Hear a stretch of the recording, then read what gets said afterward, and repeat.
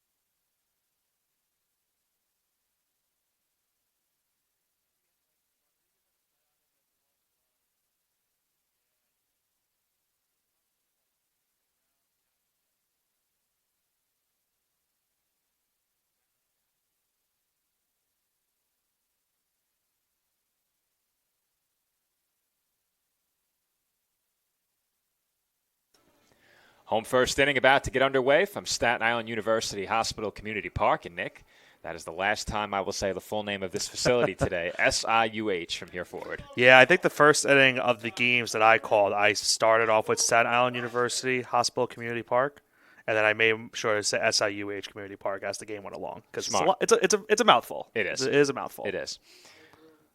Michael Flashner leads off for the Dolphins, and we'll get you the full CSI starting lineup following this next pitch. And that's on the corner for a strike. Flashner leads off, followed by Chris Palomini, A.J. Vigliotti, J.J. Hunter, T.J. Lano, Jack Kehoe, Chris Riley, Jandel Brito, Nico Rodriguez, and, of course, on the mound was Michael Santoriello. As that's dribbled towards second. And Flashner is out at first, 1 away. Tired on just 2 pitches by the starter, Isaiah Figueroa, who gets the mound here today for the Chargers. In his first start of the season, Joe, 5 1/3 of innings pitched, 5 hits, 1 run, 1 earned, and he had, I believe, I've looked at the stats exactly. I don't see the strikeouts, and walks he issued in that game. Looking for, at the moment, he had 3 walks and 5 strikeouts. So a very good, strong start to his early season for the Chargers. Second batter he will face is Chris Palomini, who fouls back at the first pitch. Had some communication coming in from the outside. We're going to have to mute my computer.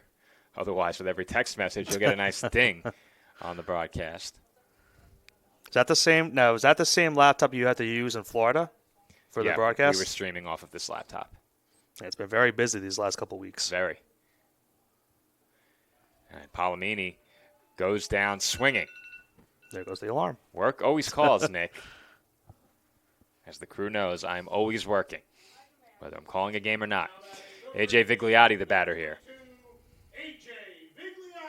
Yeah, I saw some cameo appearances from you on Saturday and Sunday in Buffalo as you were covering the Dolphins' championship efforts against Damon and Mercy in the ECC tournament this past weekend. It was a really good time down in Buffalo. Admittedly, I think when I boarded that flight from Orlando to Buffalo, I was quite burnt out. Yeah. I was ready for that to be a flight home, but I forgot about that very quickly once I got a chance to watch the team play. It was a lot of fun. I'm glad I got to be a part of it. Damon really did it right. They had, obviously, the courtside seat that you saw me sitting in, and everything was done very well by the ECC. They had a broadcast I was envious of. That's not easy to do. 4 cameras, play-by-play, color, engineer, and every camera operator plus the engineer had their own headset. So it was really, really well done. Silent reporter as well. As Vigliotti goes down swinging. Yes, indeed. And we will stay right here and talk a bit more about my trip while we have a break. After one, Dominican leads Staten Island 2-0. But, Nick, obviously, I was gone for quite some time. I missed a lot more baseball than I originally thought. They did add a couple of games to the schedule after I'd already booked the trip. Obviously, I missed senior day for basketball as well. So credit to you, Lewis, Stephanie, Pat, Tyler, Nick, and everyone else who helped make the last couple of weeks possible while I was away. And speaking of basketball again for just a moment, obviously not the finish to the season that the Dolphins wanted, and something that may not be talked about as much, obviously, in the wake of how the season ended, is that the team very much was alive for an at-large bid into the NCAA tournament. The big X factor, I think, in determining whether or not they made it was that late-season loss at Malloy. That really hurt them, but in terms of their performance in the ECC Championship tournament, certainly nothing to be ashamed of. And I think you and I both agreed that semifinal matchup probably the best game that we've seen so far in the Division II era in terms of just either side of basketball for the women and men. A thrilling finish, Dana Phelan hitting that game-winning shot towards the end to give CSI that 2-point victory over the Mavericks. A really back-and-forth game between those two teams. And even in the championship game, the Dolphins, they fell behind early, worked their way back into that game in the second half. Unfortunately, towards the end, they really just could not get back into that game against Damon. But as you and I think both can agree, there is a bright spot for this team now going into next season. And the same could be said for the men as well. I think the biggest challenge for both teams is that they are graduating a senior class that has some big names in it. And replacing those players obviously is going to be tough, but that's part of the job. Every 4 years, you're going to have to replace players like that. And in many cases, it could be even less. You never know what the team will look like 1 year after another.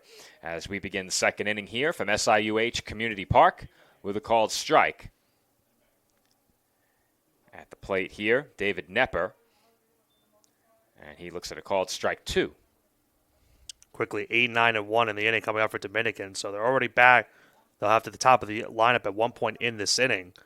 And I feel like that's also been a problem for CSI so far this season, Joe, is once the lineup turns to the second or third time against the same pitcher, or in this case, maybe not the same pitcher, that's really where the Dolphins have been struggling so far this season. The batters have been getting better, feel of what pitchers are expected to come as the game goes on, and that's really been plaguing the Dolphins too this so far. And we've talked about that in softball as well. We've gotten the sense anyway that they don't like to let the pitcher go through the order a third time if they can avoid it. That obviously changes in Florida as that's dribbled off the glove of Santoriello, scooped up at second, and they don't have a play there.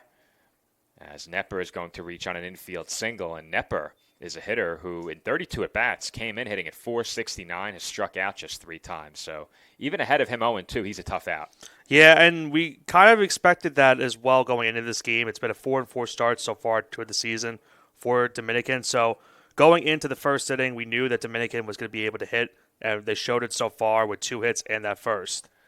And Nick, I think something that's going to be really concerning as the runner was going on that pitch, and it leads me to my point. The Chargers very clearly think they can run on the Dolphins. Hunter skipped in the throw to second in the first, and then during the infield warm-up ahead of this inning, he threw one about 5 feet wide to the left of second base, as narrowly getting out of the way of that bunt was the batter, Bongiorno. And it kind of ties into what we saw against Caldwell, where we had a play at home plate, and Chris Palomini made a great throw towards the plate, but lost in the process of that entire play. Michael Keogh got injured on that play on his hand, and we have not seen him play since. And that's really hurt CSI because that's allowed some of these teams to get extra bases. And that is lined out to right field.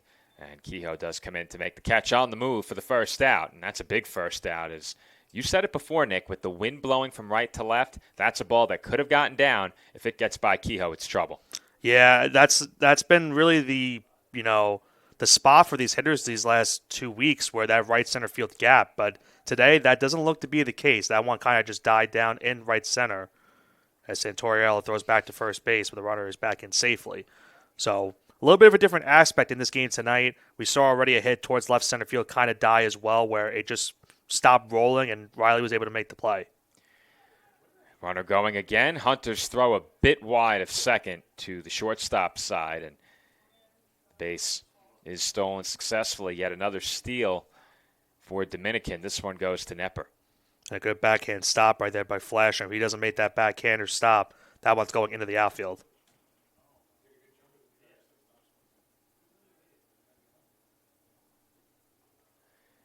That pitch misses out of the zone, 1-1, and there is action in the Dolphins' bullpen.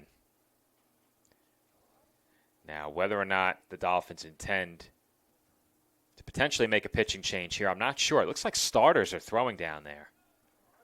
I think that's Gerard Santos on one mound. I think you're right. And that might be Francesco Bonvini on the other, but I'm not sure. Really tough to tell from this far away. Count on Diaz now. 1 ball and 2 strikes. And that misses inside. This is a big out for Santoriello to get here. Becomes much easier to face the 2, 3, and 4 hitters with 2 away as opposed to 2 on and 1 out. And that's just off the corner, 3-2. Trying to force him to chase on that outside pitch, but Diaz to no avail would swing at that one and now works the count full at 3-2. Santoriello comes set. Payoff pitch. Not even close. Good block by Hunter behind the plate to keep that in front of him. Yeah, you try to go back on that outside once again, maybe with a little bit of a fastball, but just completely missed it on that play. And now the only bright spot of that walk, Joe, is now the Dolphins will have a chance of an inning double play if they are they able to get it. At the plate now, Pablo Guevara, and he checks the swing as he takes a strike.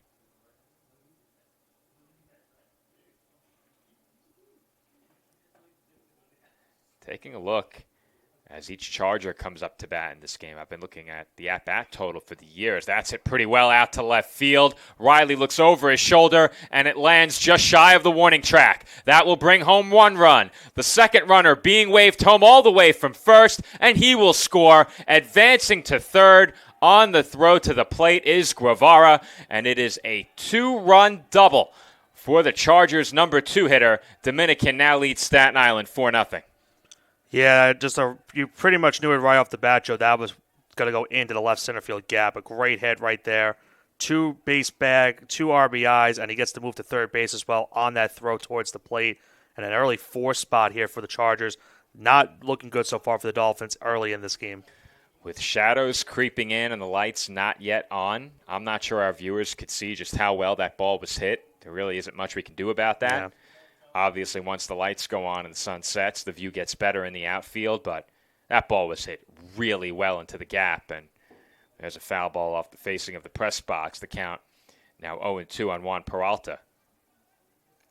I kind of mentioned that at one of our other games where the shadow, and I think it was that play with Keo as well. It was kind of hard to see maybe for our viewers at home because the shadow behind the plate and looking at our camera that's here in the press box with us, it's really, really tough to look at home plate. So having the second camera view as well tonight definitely will help in an instance maybe like that. But really, it's tough to tell how hard that ball was hit, as you mentioned. Peralta goes down swinging for the second out. Dolphins on that at bat did have the infield in there, not willing to concede any more runs. Right now, Gerard Santos, the lone man throwing in the Dolphins bullpen, and you have to wonder if perhaps the Dolphins go to him in the third inning. That pitch misses low for ball one. Kevin Hirsch at the plate. He's 0 for 1. Yeah, I think if you're Mike Morrow, you would like to see Santorial at least get out of the inning and not have to go to Santos this early and then throw him into the game in the third. And maybe he can minimize this damage. Well, I mentioned it, I believe anyway, last time that I hopped on the air with you from Florida, as that pitch is on the outside corner for a called strike 2. Dolphins have played a ton of games early in the season. They have already played 15 games. And we don't often see that this early in the year. The schedule does not get any lighter. They play 4 coming up this weekend. As that one's dribbled slowly up the first base line, foul ball. And to think also, conference play also looming as well for this team in the next, I believe, in the next week or two. So it does not get easier for CSI in the next couple of weeks, and they really needed a game like this, or in terms of just trying to get back on track, because they ended their losing streak this past weekend against Holy Family, but they really could use another victory, and they already have a small hill to climb so far in this game. That's grounded to short. Should end the inning. And Flashner's throw is in time. Hirsch retired. And the Chargers are retired here in the top of the second. But not before they score 2 more. They double their lead. Dominican over Staten Island, 4-0. The Kettle Black on Staten Island, a top 5 wing joint in America by Food and Wine magazine. Serving daily lunch and dinner at the bar or on the floor. Perfect for family and group parties with top shelf drink and delicious food. From great times with good friends. Live sports and watch parties. To Staten Island's hottest nightlife. The Kettle Black features live music and DJs weekly. The Kettle Black features daily and nightly food and drink specials.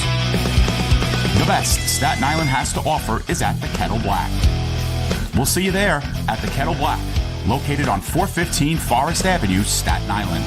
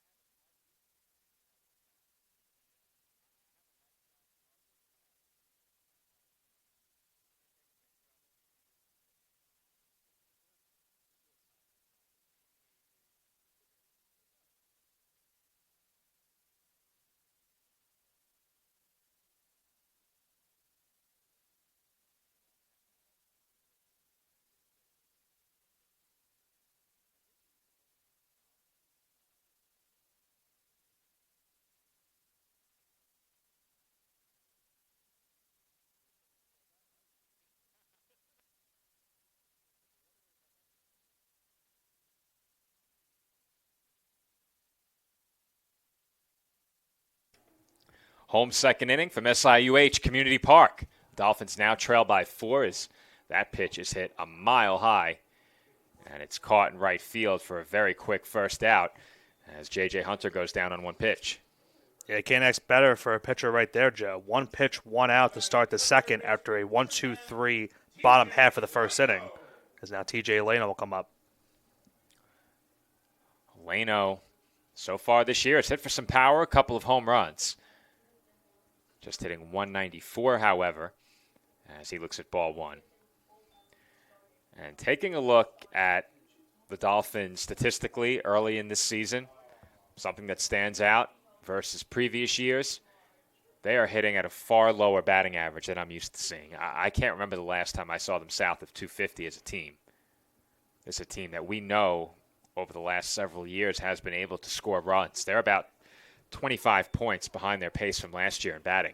And they've shown some offense their last couple games, at least here. You know, Georgia Court, they scored 8 runs. Obviously, they didn't win that game. Then against Caldwell, they scored another 6. So there has been some run support they've shown in at least their last couple of games.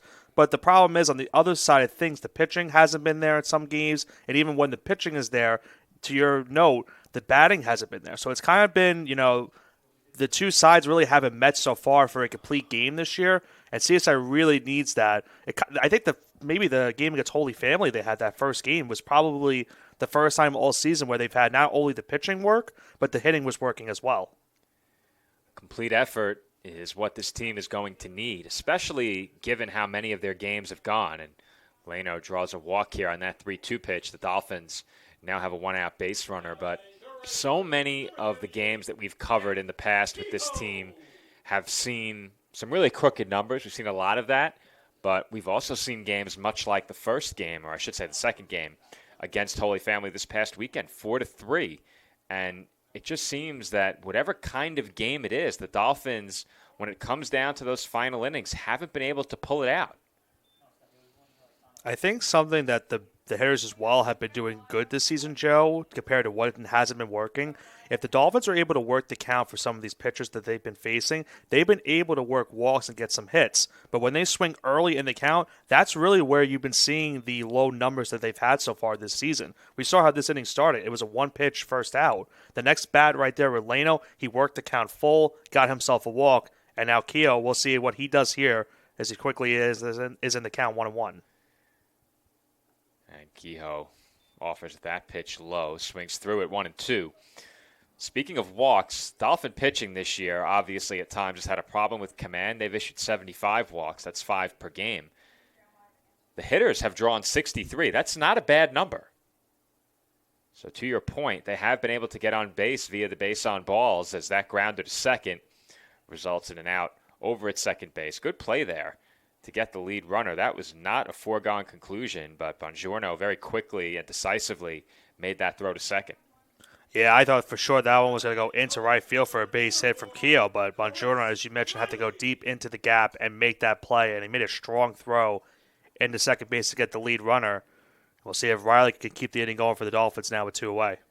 And to the point that I made earlier, the ball really isn't rolling with that much force on the turf. It comes to rest pretty quickly. We saw that on that gapper in the outfield and there on that ground ball. I thought, as you did, that might end up in right field. 0-1 the count now on Chris Riley. And he swings and misses for strike 2. Dolphins bullpen is now quiet. We thought perhaps the Dolphins might look to make a pitching change in the third. We'll see. I believe they will. And did Riley get a piece? Yes, he did. I think Santos was done with his warm-up, so I think he'll just stay in the dugout and he'll come out for the third inning. My guess would be that if the Dolphins didn't start Santos, they didn't want to use Santos. But I could be wrong about that. You never really know. When you play a lot of games in a short period of time, sometimes things don't always go according to plan in terms of what pitchers you have to use. As that ground ball will end the inning, they get the out at second, and the Dolphins are turned aside in the home half of inning number 2. We are through 2 from SIUH Community Park. Chargers over the Dolphins 4-0. Hobra, a taco joint, Staten Island, where we're proud to have shared our family-first spirit with people from throughout New York City and the world. With indoor dining available both at the bar and on the floor. Or step outside for additional seating and an outdoor bar. Serving beer that's crisp, ice cold, and worthy of a day at the beach. Cocktails that explode with flavor.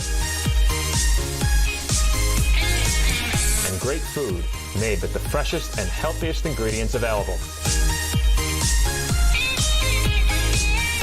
Events feature food and drink specials. Live music. and the best of Staten Island nightlife.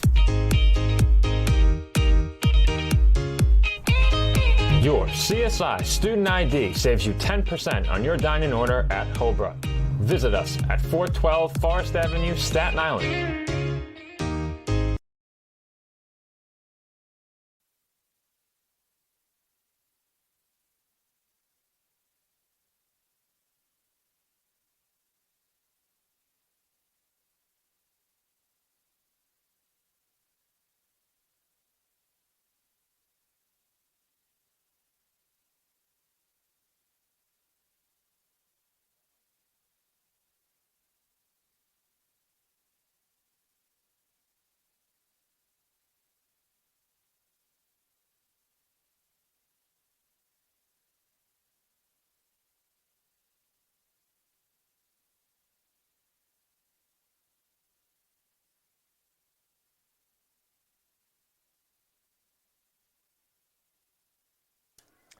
First pitch of the third inning is swung on and missed for strike one.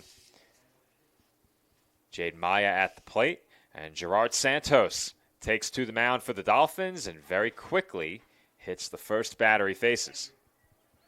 Yeah, not ideal for the Dolphins to start this inning. Santos, on his second pitch thrown out of relief, hits the first batter he sees, and an early base runner for the Chargers.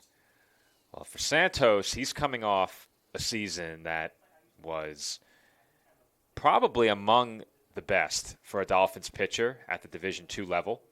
Obviously, John Esposito has had some great seasons at the D2 level, but Gerard Santos last year in the conversation as well. Sub-4 ERA, pitcher of the year, and Santos just hasn't had it so far this year. Definitely not what we're accustomed to seeing from him as he falls behind here 2-0. At the plate is Ty Gilligan. Gilligan without an official at bat in this game. Was hit by a pitch his first time. And Nick, you brought up a stat as well in the break. You and I were talking about it earlier in the game. Teams have just felt far too comfortable running on the Dolphins. And we've seen it the last couple of seasons. The pitchers have had it a point of emphasis to pay attention to the runners. It just hasn't been enough. And even going into the night as well for the defense, as there goes another runner off of the wild pitch. So an early runner in scoring position now for Dominican. But I think that has been something that has happened a lot. The Dolphins have allowed not only a lot of stolen bases, but the errors have also been a factor, as we mentioned as well. Going into tonight's game, they had 29 errors already on the season, and now you add another one, 30 on the season so far for CSI. And I think if there is an advantage, is there's a big swing and miss by Gilligan. That pitch looked like it almost hit him. He was eager there. The count now full 3-2. But if there is an advantage to playing a lot of games early in the season as the Dolphins have, it's that it gives you a chance to clean things up and get things right. Because right now, they just haven't been clean in the field, and they just haven't gotten the pitching they've needed in these games to remain competitive for 7 innings or 9 innings. That 9-1 win against Holy Family over the weekend, probably their best performance since Myrtle Beach, and it really isn't that close. And you mentioned it. They've shown flashes in some of these other games where they've been leading throughout the majority, and it looks like everything's gone right. And then once the later innings come on, like around the 6th or the 7th inning, that's kind of where things unravel for the team, unfortunately. And that's really where the season has also kind of unraveled. They could have a lot more wins on the year, but they just haven't been able to really close out some of these games.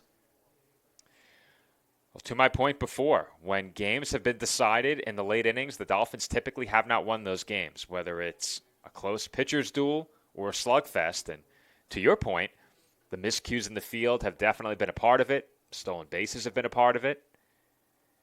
And now Santos looks to avoid putting a second man on here as the payoff pitch misses inside for ball 4. So he hits the first batter of the inning, a very long extended at bat right there. Issues the walk, and he's early trouble right now. First and second, still nobody out. And something else to keep in mind as well, as Evan Amato comes to the plate here against Santos, is that looking at it now with Santos coming into this game, that is really dangerous. Hopefully the batter was not hit in the face there. I don't believe he was. He was laying down for the bunt. And that one he was up might inside. have been hit in the face. Amato is down. And Joe, I'm looking right back at the replay. I think he was too. yeah, That did not look good. Amato was showing bunt. Santos Yeah, he is in pain right now. lost command of a breaking ball, and hopefully it was indeed a breaking ball. Nick right now is looking at it on the monitor. Yeah, that was not a good Yeah, look. I'd be stunned if he stays in this game. He's right back up to his feet, Yeah. and I think the positive you take from that is it wasn't a fastball at least, and he was able to at least kind of turn his head away, being in a bunt position. The danger is obviously when you're in that position, you could very easily square up your face to the ball, and you don't want that. You've seen injuries like that in Major League Baseball. You know, Giancarlo Stanton comes to mind where he got hit in the face with a fastball trying to back away from it, and he had really no time to react towards it. And as you mentioned, thankfully it was a breaking ball. It doesn't really make it any better, but a fastball there could have been easily much worse. So thankfully that wasn't the case, but let's see if he stays into the game, and it looks like he is gonna stay in, or at least try to run it off and see if he can stay in. That's some display of toughness by Amato to stay in. You don't see it very often where a player gets hit in the face and is able to stay in the game. Yeah. But before that pitch, I was going to say, given that he's pitching in this game, you have 10 days before conference play starts. So you figure Santos will get this outing plus one more.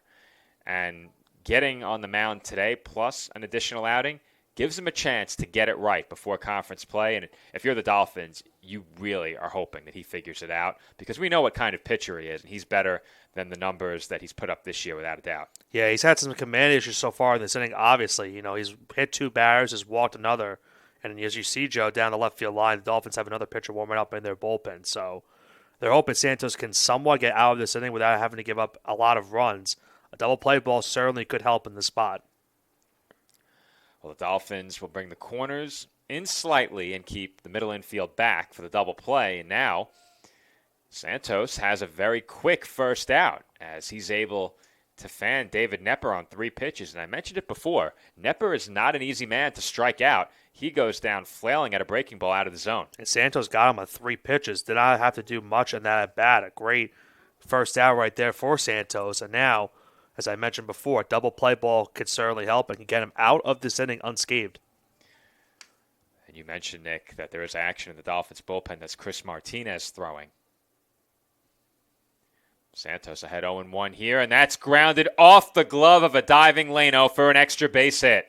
That will score at least 2, and they will stop Amato at third. It's a 2-run double off the bat of Ryan Bongiorno, and with that, Dominican now leads it 6-0. Yeah, to Leno's credit, he made a great attempt down that third base line to try to make the diving stop, but just got past his glove. Easy 2 runs right there for Dominican, and they have really opened this game up early, Joe. They're up now 6-0. And with how close Leno was to the bag on that dive, there's a chance where if he gets that ball and touches the base, he might have been able to turn 2. This is a look at the wide shot. We can even look at our closer shot to see how close it was at third. It really depends, too, how fast the runner is at the plate. Whether or not Bongiorno has good speed makes a big difference. And I think they just appealed that the runner who scored the second run did not touch third base. I think that's what that was.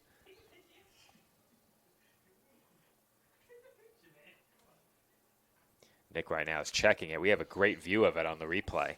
Yeah, he touched third. He's good.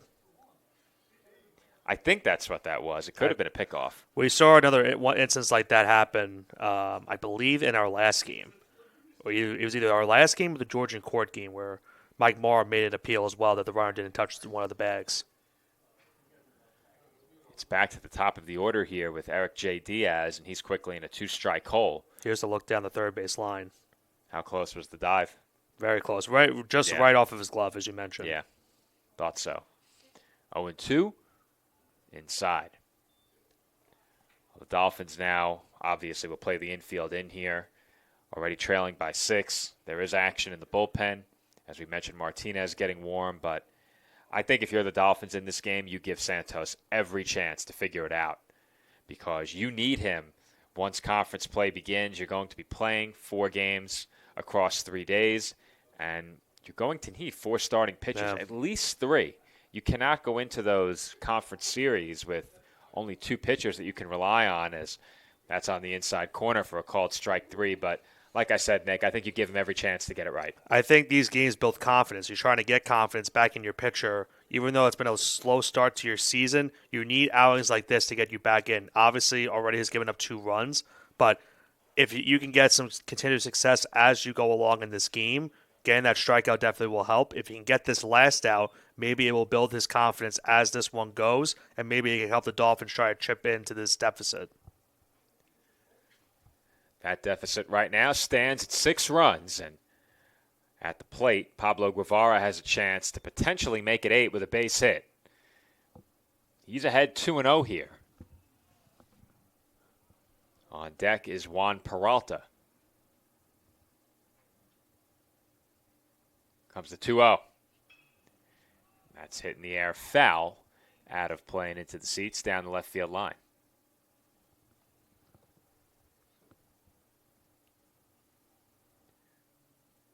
2-1 now the count on the Chargers' third baseman. The pitch from Santos. Swung on and missed.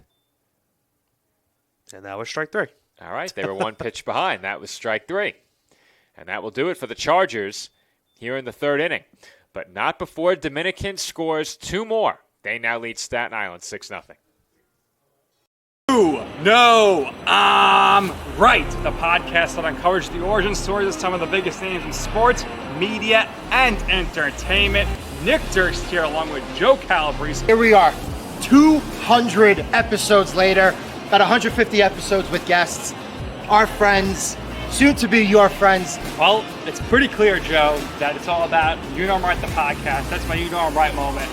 Wanted to do a podcast, and everyone was like, what are you, crazy? Who's going to listen? You're not going to get guests. Well, guess what? I'm the best when it comes to getting guests. You can vouch for that. I am so happy that you asked me to do this. I couldn't have been more thrilled. And follow us on socials, check us out. I promise you, if you want to work in media, whether you work in media now, whether you want to quit your job and work in media, come to us, and I promise you, we will get you on the right foot. That's what it's all about, uncovering the origin stories of some of the biggest names in sports, media, and entertainment. Keep it locked on You Know I'm Right.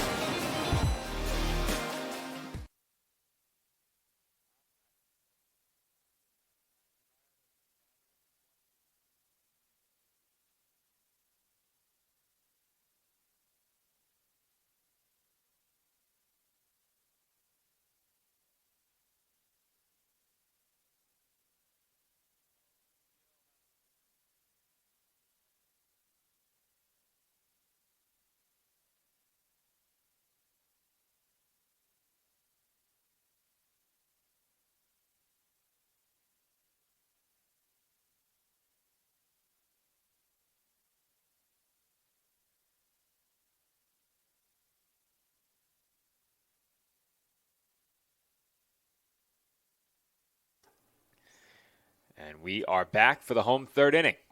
Dolphins now trailing by 6. Jandel Brito looks at a pitch on the outside corner for a strike, 0-1. Dolphins did have a base runner in this game. Still looking for their first hit. And that gets to the backstop, 1-1. Dolphins will have 8-9-1 up in the inning, and as you mentioned, they're still looking for that first hit of this game, but they're also looking for some kind of spark in the offensive numbers in this game.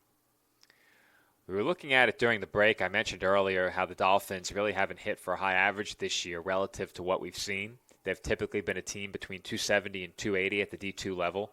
This year, hitting in the 240s.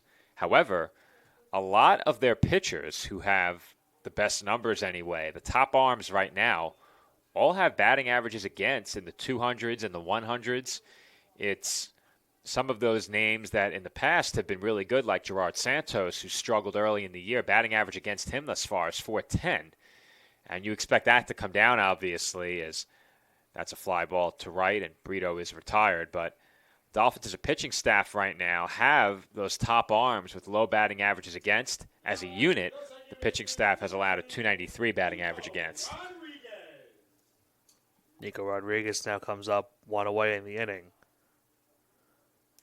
Like I mentioned earlier, there hasn't really been as much consistency as the Dolphins had hoped. You look at the numbers, and the pitching has done not a terrible job in terms of batting average against, as you mentioned. It's been other things that have plagued them, as we've talked about already. Walks have really hurt them. Errors have hurt them as well. There's a dribbler to third. Tough play, and they got him. Nicely done over at third base, charging in on that ball. And Guevara made a strong throw. He didn't have much time, but they get Rodriguez for the second out. And also noting, great play at first base from Peralta, having to scoop that one in the dirt and make that play at first for the second out. Well, there are two other numbers that you look at, obviously, when it comes to assessing a team's performance. And obviously the record is not good, but if you're looking beyond that, you take a look at the run differential. Right now the Dolphins are a minus almost 60, and obviously that's not going to cut it. They're actually at a minus 48, so almost a minus 50. And in 15 games, that's obviously not good. But they've allowed 24 unearned runs as well. And that obviously needs to be fixed. You talked about the errors. And I think, in part, that's what playing so many games early can achieve. That's the count on Michael Flashner's 2-1, correcting those things, getting it right. And I say it every season. I tend to generally toss out the numbers in the first 2 weeks of the season. We're beyond that point now, Nick. Yeah. And this is about that time where you need to figure things out. Flashner hits one on one bounce to short. And the Dolphins will stay out there. Now, everyone seemed to think that the runner was out at first. It was very close. I thought they got him. I thought so as well. I put our graphic off because I thought the inning was over. I was about to say the Dolphins go down 1-2-3. See if we can get a decent look at it. We should be able to get a pretty good look on the wide shot. There's good contrast between Flashner and the ball, I would think, and the backdrop. Looks like he just beat it. Really? Yeah. All right. Good call by the umpire on the infield. Chargers dugout obviously didn't like it and are making that known here. I think they were telling the infield umpire to ask for help. He beat it, Nick? That was the right call. He beat it. Job well done. That's why we're up here and the umpire's down there. Dolphins get their first base hit of the game. They will take it, especially with Chris Palomini at the plate. He's undoubtedly been the best Dolphins hitter early in the year. The man on first, probably the second best. Palomini behind 0-1 here. Comes in hitting at 365. Yeah, kind of duplicated what he did last season, Joe. Obviously the stolen base numbers are not the same as last year, but his hitting numbers have been phenomenal to start this young season. I think teams are very much on notice when it comes to Palomini stealing bases. It's hard to believe. Not only did he break the record last year, Nick, but he was perfect. Yeah. I'm sure you've mentioned it already on another broadcast, but just 2 for 4 so far this year. And Palomini lines a base hit into left field. So the Dolphins, following an infield single, now have 2 men on with 2 outs. And getting a chance to perhaps put a dent in the Dominican lead is A.J. Vigliotti. Vigliotti still having himself a nice start to the season, hitting around 317 coming into this game. And we know, Joe, he has the capability with one swing to make this deficit cut in half. So a big at-bat right here for both of these teams. And doesn't it feel like the Dolphins really need that right now? One big swing to get them back in this game. It almost feels like they have to get an extra base hit here and get 2 runs in the way that things have gone for them. Behind Vigliotti, no other Dolphin is hitting above the 300 mark. Not every Dolphin qualifies yet in terms of plate appearances. Kehoe, the closest one at 295. And Kehoe tonight is hitting a couple of spots, really 3 spots behind he's still a few Vigliotti. batters. Yeah, he's 3 batters away. I think, too, you have a lineup, you go into the season with something in mind. You give hitters time. You don't want to make that switch very early in the season, even if Kehoe right now could arguably be slotted in as your fourth best hitter. I think that's fair given the batting numbers. You don't immediately want to move him up in the order to fourth and take out somebody who's been slotted for that position through the offseason. I think if you reach April and the numbers are still the same, then perhaps you consider moving him up further. I believe in Myrtle Beach he was hitting eighth, if I recall. He was hitting seventh mostly in these games that we called here. Moved up to the number 6 spot in the lineup tonight. Migliotti takes inside for ball 3. It's now 3-1. You'd love to get J.J. Hunter a chance with the bases loaded. He is the man on deck, batting in the cleanup spot tonight. Here comes the 3-1. And that's lined toward first. Fielded there cleanly. And stepping on the bag is Peralta for the final out of the inning. Dolphins get a couple of 2-out base hits, but they do not score. We are through 3. Dominican over Staten Island, 6-0. G Aesthetics Med Spa and Wellness Center. Our approach to beauty and wellness begins with a holistic plan tailored to the unique needs of our patients. When we consult with patients, we let them tell us what their problem is. We don't tell them what the issue is. We find out what they're looking for, and we discuss, and then we give them options. If you're looking to achieve radiant skin, you've come to the right place. We offer hydrofacials, microneedling, Opus Plasma, peels, facial and laser treatments, laser hair removal, body sculpting, fat freezing, hormone replacement therapy, Botox, IV drip therapy, and more. We are open Monday through Saturday and are located at 720 Forest Avenue, Staten Island, New York, 10310. We hope to see you soon. Visit our website at www.chiaesthetics.com for more information.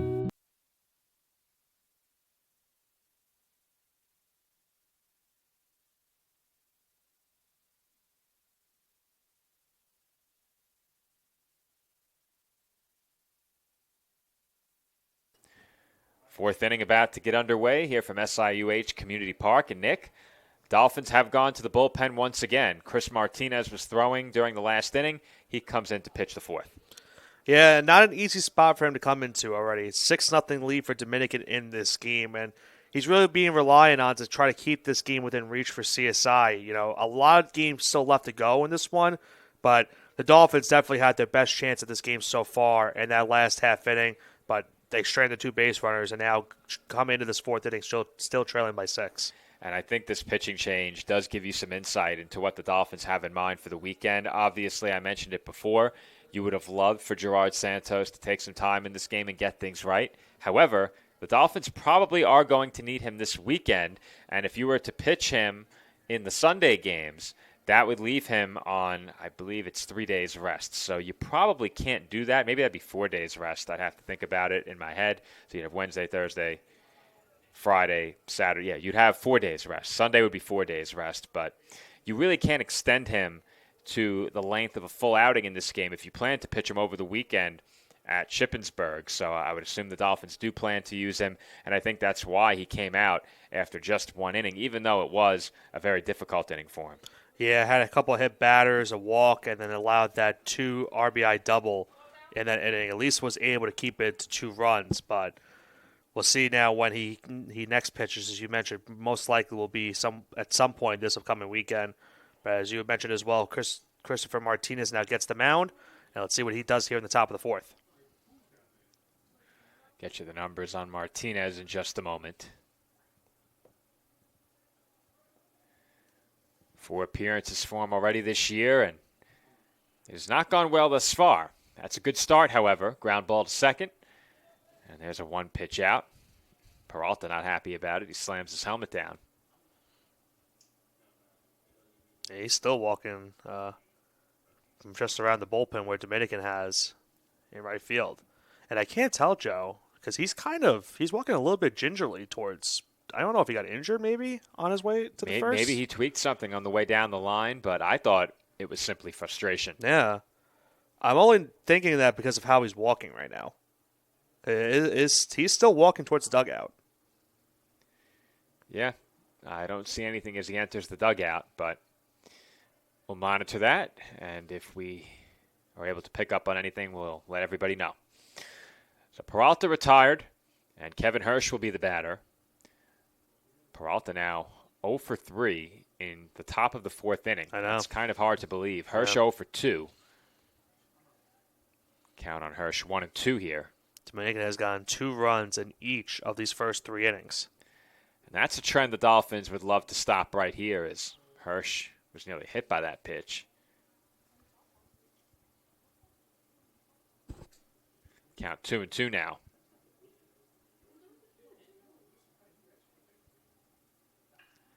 And that's hit the other way on the ground and through for a base hit. Hirsch on with a 1-out single, and once again the Chargers have a base runner here in the fourth. A nice 1-out single right there to give Dominican a runner on with 1 away. Dolphins would love a double play ball to end this inning. We'll see if Martinez can deliver so far. He's gotten 2 ground balls to start this inning. The first 2 batters he's seen. Well, the Chargers have made absolutely nothing easy. The Dolphins haven't been able to put together a clean inning yet. Obviously, 2 runs in each of the first 3. But if you're CSI here, not only do you need a clean inning here to keep this a 6-run game, but you need one for your morale and your psyche at this point. The Chargers have been all over their pitching in this game thus far, and Dolphin pitching has really not had command at all around the zone. Nearly another batter hit right there. And, keep in mind, Joe, we've seen in recent memory with this Dominican team, they have the capability to score a lot of runs. We called the game back in 2021 where they scored 21 runs against the CSI team. Yeah, I vaguely remember that. Yeah. And obviously a game that the Dolphins want to remember, but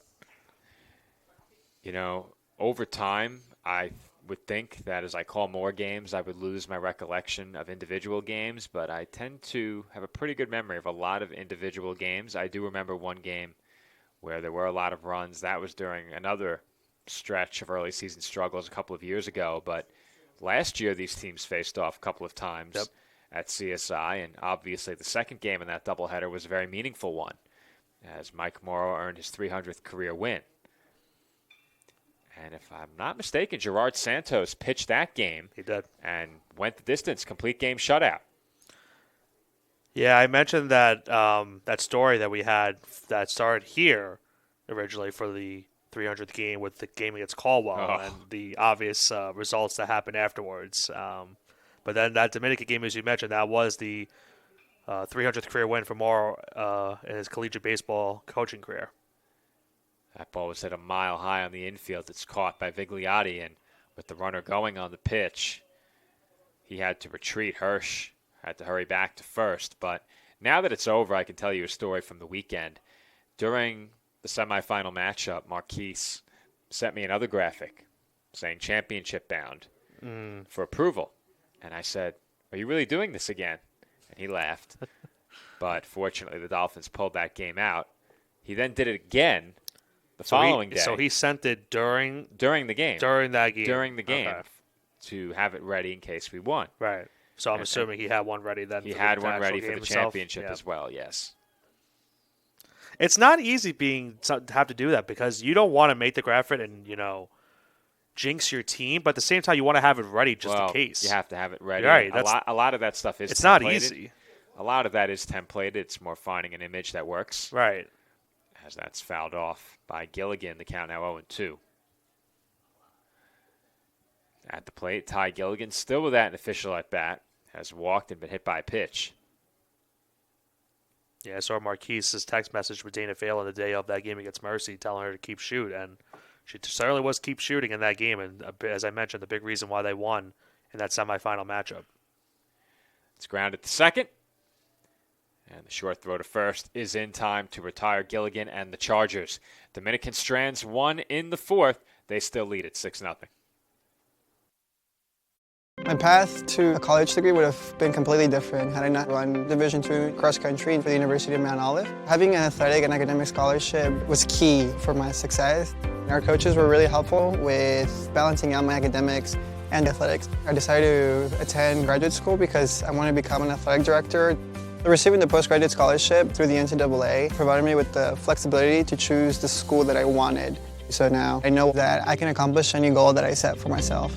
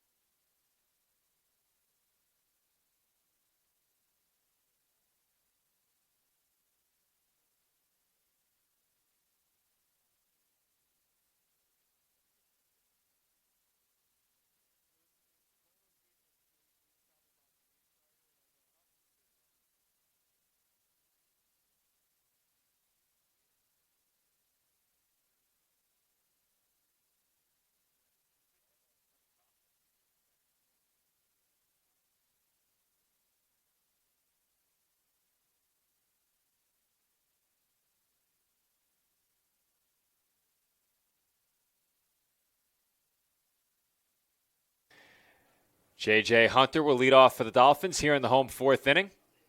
CSI trailing 6-0. Half swing there by Hunter, and that pitch is in for a strike. 4, 5, and 6 up in the inning for CSI. And at least for the Dolphins in this game, Joe, they get their first clean inning of this one, as Martinez got out of that fourth without giving up a run. 1 inning at a time. If you're the Dolphins, it's a 9-inning game, single game tonight. Still 5 innings to go here. Make it 6 if you're the Dolphins. 6 turns at bat. And plenty of time. And we said it, Nick. We know this team can score. And we know this team has arms as well. It's just putting it all together in a game all at once.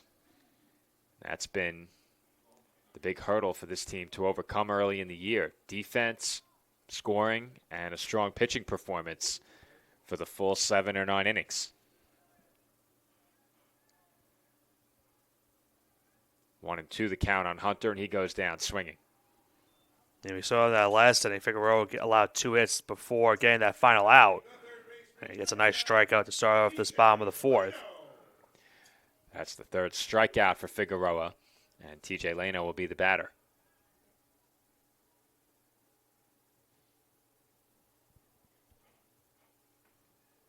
And Leno looks at a strike. Leno drew a walk his first time up. Well, at least a good thing for our viewers now with the sun going away. Any ball that is hit into the outfield, you'll be able to see a little bit more clearer now. Lights are on. Now, as long as you don't make the same mistake I did, Joe. Well, That's all that matters. Joe in Florida was accusing me of a John Sterling as Leno Yeah, chased out of the zone. And I sent you guys the link of the exact call that he made. And and you know what's funny? I was at that game too that night. And I got in the car and I thought initially off the bat too that was a home run. And then it was obviously caught at the wall. It wasn't caught. It did land. It was over everyone's head by a mile. The thing is, and it's not that I thought off the bat the ball had a chance. Right. When the ball lands at the Legends Complex in Florida, there is grass behind the wall as well on a hill.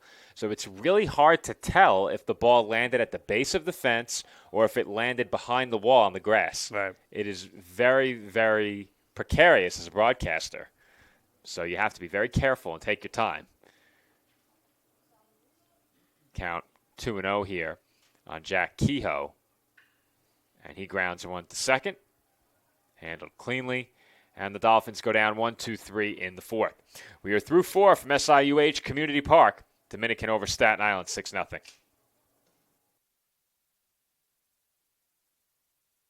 As a student athlete in college, I first got involved with the NCAA at the national level. It was through the Student Athlete Advisory Committee, SAC, gave me an opportunity to advocate on behalf of all student athletes, to affect change and to make an impact. The NCAA is giving the student athlete a platform to voice their concerns and to be able to advocate for what's going to affect their well-being. The policies that are being put in place are speaking towards academics, they're speaking towards well-being, they're speaking towards fairness, creating a culture so that the student athletes have the best experience as possible.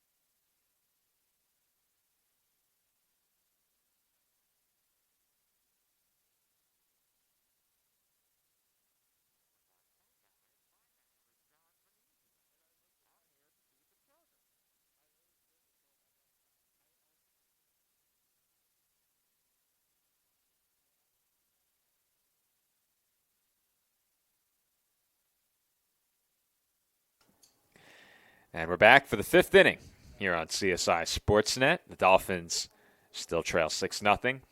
New pitcher for CSI, Anthony Salmonese, comes in with a 2.25 ERA and a whip of 1.5. In 3 appearances, all in relief. He's pitched 4 innings and allowed 1 run on 3 hits. He's walked 3 and struck out 1. Opposing batters hitting an even 200 against him. He's ahead on his first batter, 0-1, as that misses inside. Evan Amato at the plate. Nick, he did stay in the game after being hit in the face by a pitch earlier. Yeah, I am very shocked he's still in this game. That one was... I don't know if maybe he got a piece of the helmet and then hit his face or not. It definitely hit his face at some point. I just don't know if the helmet got a little bit of it as well. Count now even on Amato at 2-2. But as you mentioned, it is a good sight to see him still in this one. 2-2. Fouled off. Well, Salmonese is one of those Dolphins pitchers that I mentioned earlier who's been among the more reliable arms in the bullpen. Obviously, the ERA, good thus far. The workload limited, just 4 innings, but that's typical for a reliever. Batting average against is good as that's hit a mile high down the left field line into the corner, and it falls. And that's going to be an extra base hit. Heading for third and sliding in safely is Amato, and he has a leadoff triple. Yeah, that one was weird, Joe, because I thought initially off the bat that was going to go in and out of foul into foul territory, and I don't know if the wind maybe kept it in or not, but Riley had a chance at it, and it looks like he just kind of misplayed it in left field. So a early mistake for the Dolphins. I guess it goes down as a base hit on that one. He didn't touch it. Yeah, so he was never really under it either. He got there. I think he overran it. He overran it. He overran it in left field because he was there. I think he overran it too much. I think he was also. He had to go a very long way as well. As that's grounded to the left side, Flashner on the backhand spikes the throw, not in time. Great effort by Flashner, but it's an RBI infield single for David Knepper, and it's now 7-0 Dominican. Yeah, as you mentioned, Flashner, to his credit, tried his best off of that diving play. That ball just kind of spiked towards first base and was not going to be able to get the out, and now it's a 7-0 lead for the Chargers in this game. At the plate now is Ryan Bongiorno. He's 1 for 2 with a couple of RBIs. Behind 0-1 here.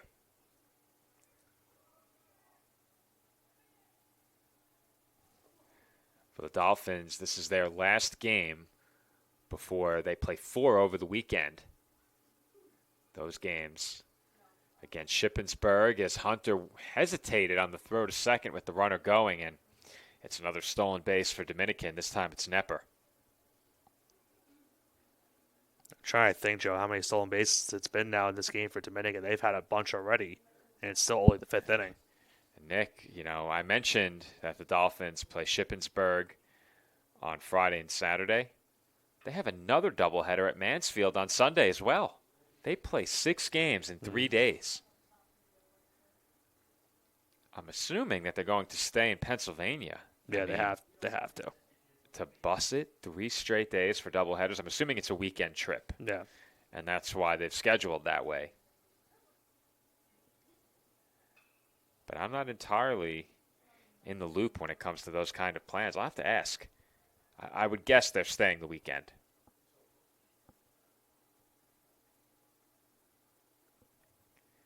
Since returning from Myrtle Beach, schedule, they had a few days off after they came back, but since that first game against Caldwell, this team has been in action nonstop.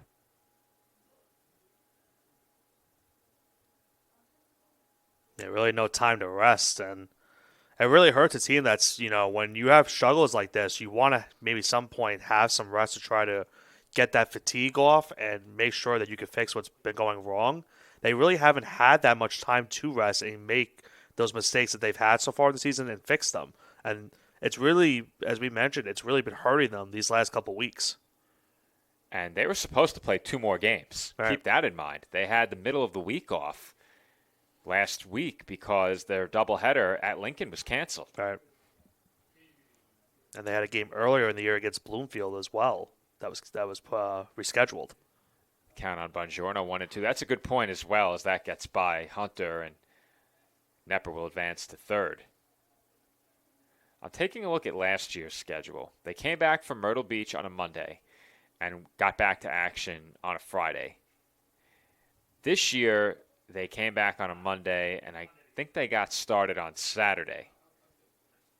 So they had one less off day last year upon returning. However, they did have 5 days off between games, or I should say 4 days off, 5 dates between games, but 4 days off between a doubleheader against Holy Family, which you called, and a single game against Caldwell, which you also called while I was in Florida last year. Yep. Then after that, it was 4 days off again.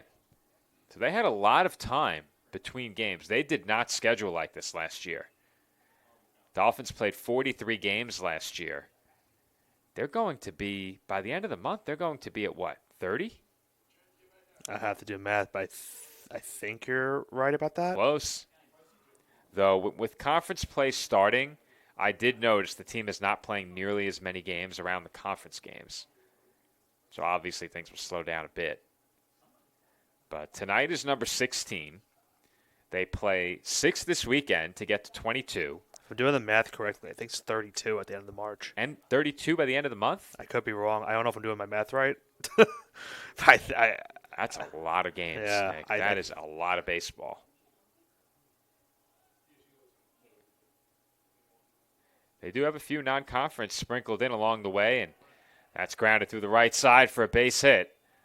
Another run will score, and Ryan Buongiorno has his third run batted in. 8-0 lead now for Dominican. Dolphins do have some another pitcher warm up in their bullpen as well. Looks like a little bit of a light toss to start off, but this inning has been not a great start for CSI now, Joe. Still nobody out.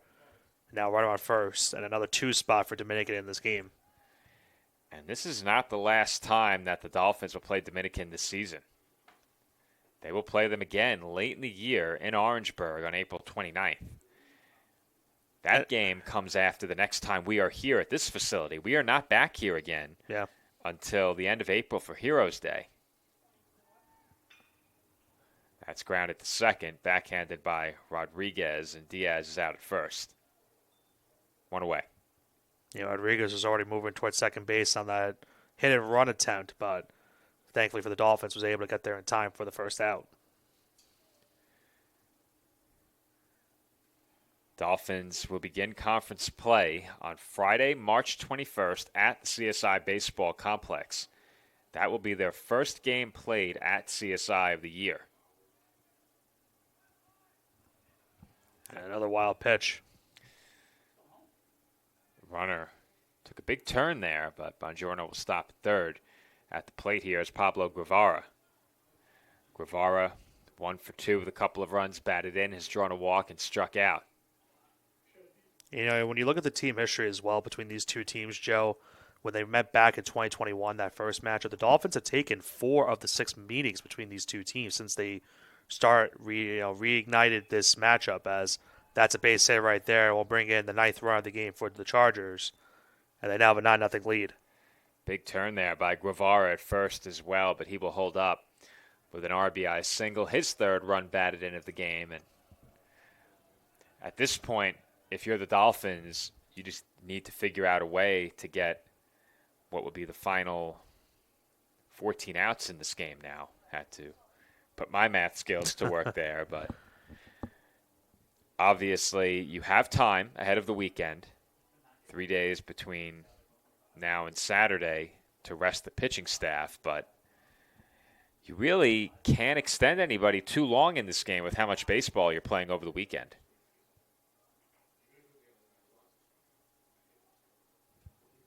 Count 1 ball and no strikes here on Juan Peralta. And he looks at that pitch out of the zone. Once again, Hunter had to scoop it up off the turf.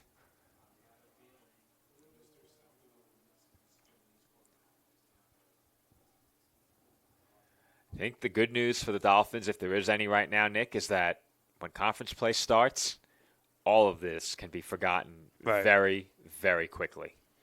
And I think right now, if you're this team, that's what you're hoping for. Still time, but conference play, those are the games that are the most important on the schedule. This team's still looking to make their first appearance in the postseason. Both baseball and softball vying for their first playoff appearance this year. And we spoke about it that one year where that rain out against Lincoln where the game ended early easily could have been the Dolphins' first playoff appearance in Division II that season.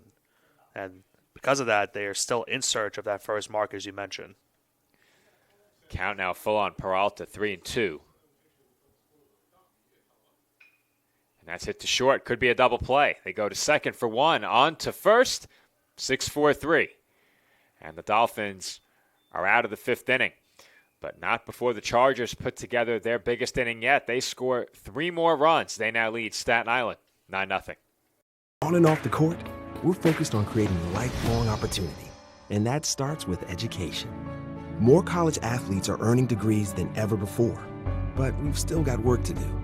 That's why we're raising the bar for incoming freshmen, so they're prepared when they get to campus.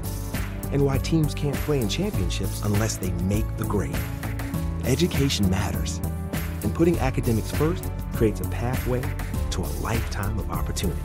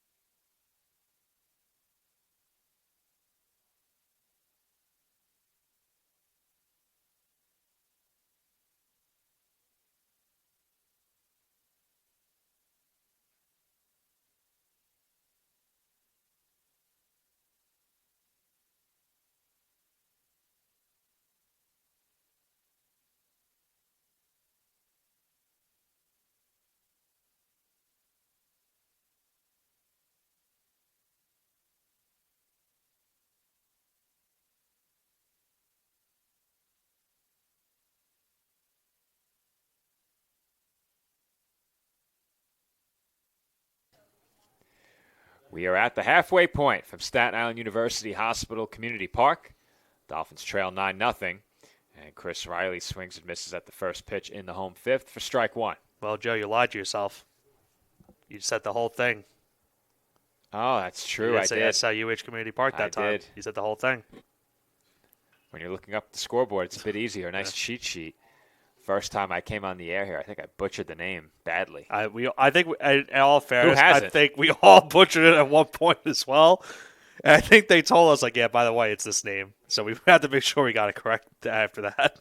Yeah, and if you include the Northwell Health component, Right. it gets even longer. Mm-hmm.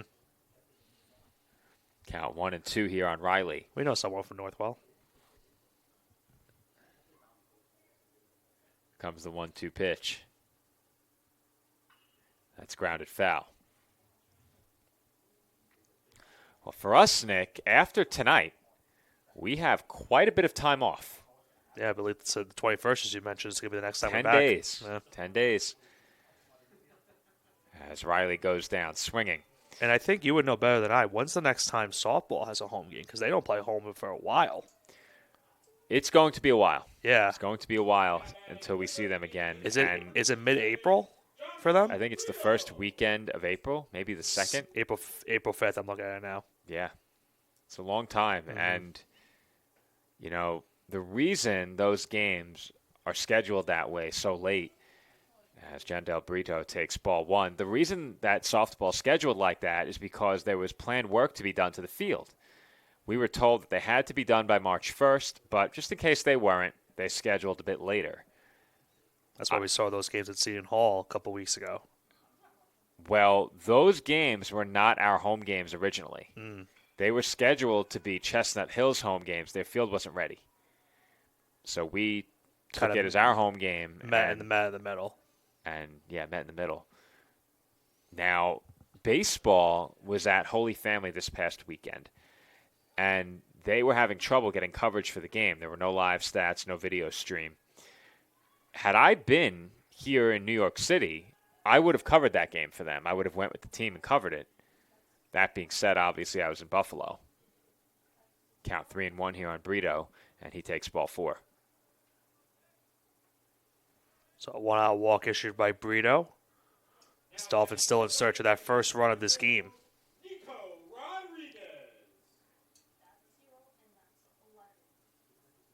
Nico Rodriguez, the batter. He's 0 for 1 at the plate. But I touched down in Newark Airport yesterday around 2:30. I was back in my apartment at 4 o'clock and right back to work today as that's hit to short. And the throw at first is not handled on the bounce. So unable to scoop it at first was Peralta, and Rodriguez will reach on the fielder's choice. Yeah, a bit of a low throw right there. Not an easy play at first from Peralta. We already saw him make one scoop in this game. Not able to do it there, so gives the Dolphins top of the order a chance here with 2 away and brings up Flashner. I'm actually quite disappointed in myself. I meant to bring the new headset that I purchased to test in terms of how it sounds doing games remotely. The one you used in Florida? I didn't use it when I came on with you guys. Right. I was using my phone. I bought a USB-C headset. I did a lot of shopping down there for equipment. Ethernet cables, audio adapters, headsets, a new phone with a hotspot. I will say we probably could use one of those Ethernet cables because the wire we have for tonight, it's still working. We have one in the office. Yeah, I was gonna say with an adapter. Yeah, it's been through a couple years. It's seen better days. Yeah, it's definitely seen some better days. Michael Flashner at the plate here. The count even at 1 ball and 1 strike, and he takes a called strike 2. I told Joe this when I boarded my flight to Buffalo on Friday of last week. If that flight had been a return flight home, I think the trip would have been a perfect length. I was burnt out and ready to come home following that Friday softball doubleheader. Meanwhile, look out towards the Dolphin dugout. That last foul ball, just a few inches away from hitting someone. Thankfully, it did not. Well, I'll tell you, Nick, if I'm in that dugout, I'm not on that top step. Yeah. On the off chance that a line drive comes that way, I want no part of it. You've already been hit by enough foul balls. That's true. That is very true. Count 2-2 on Flashner. But like I was saying, I think the burnout hit right as I boarded that flight to Buffalo, which I almost missed, by the way. What time was that flight?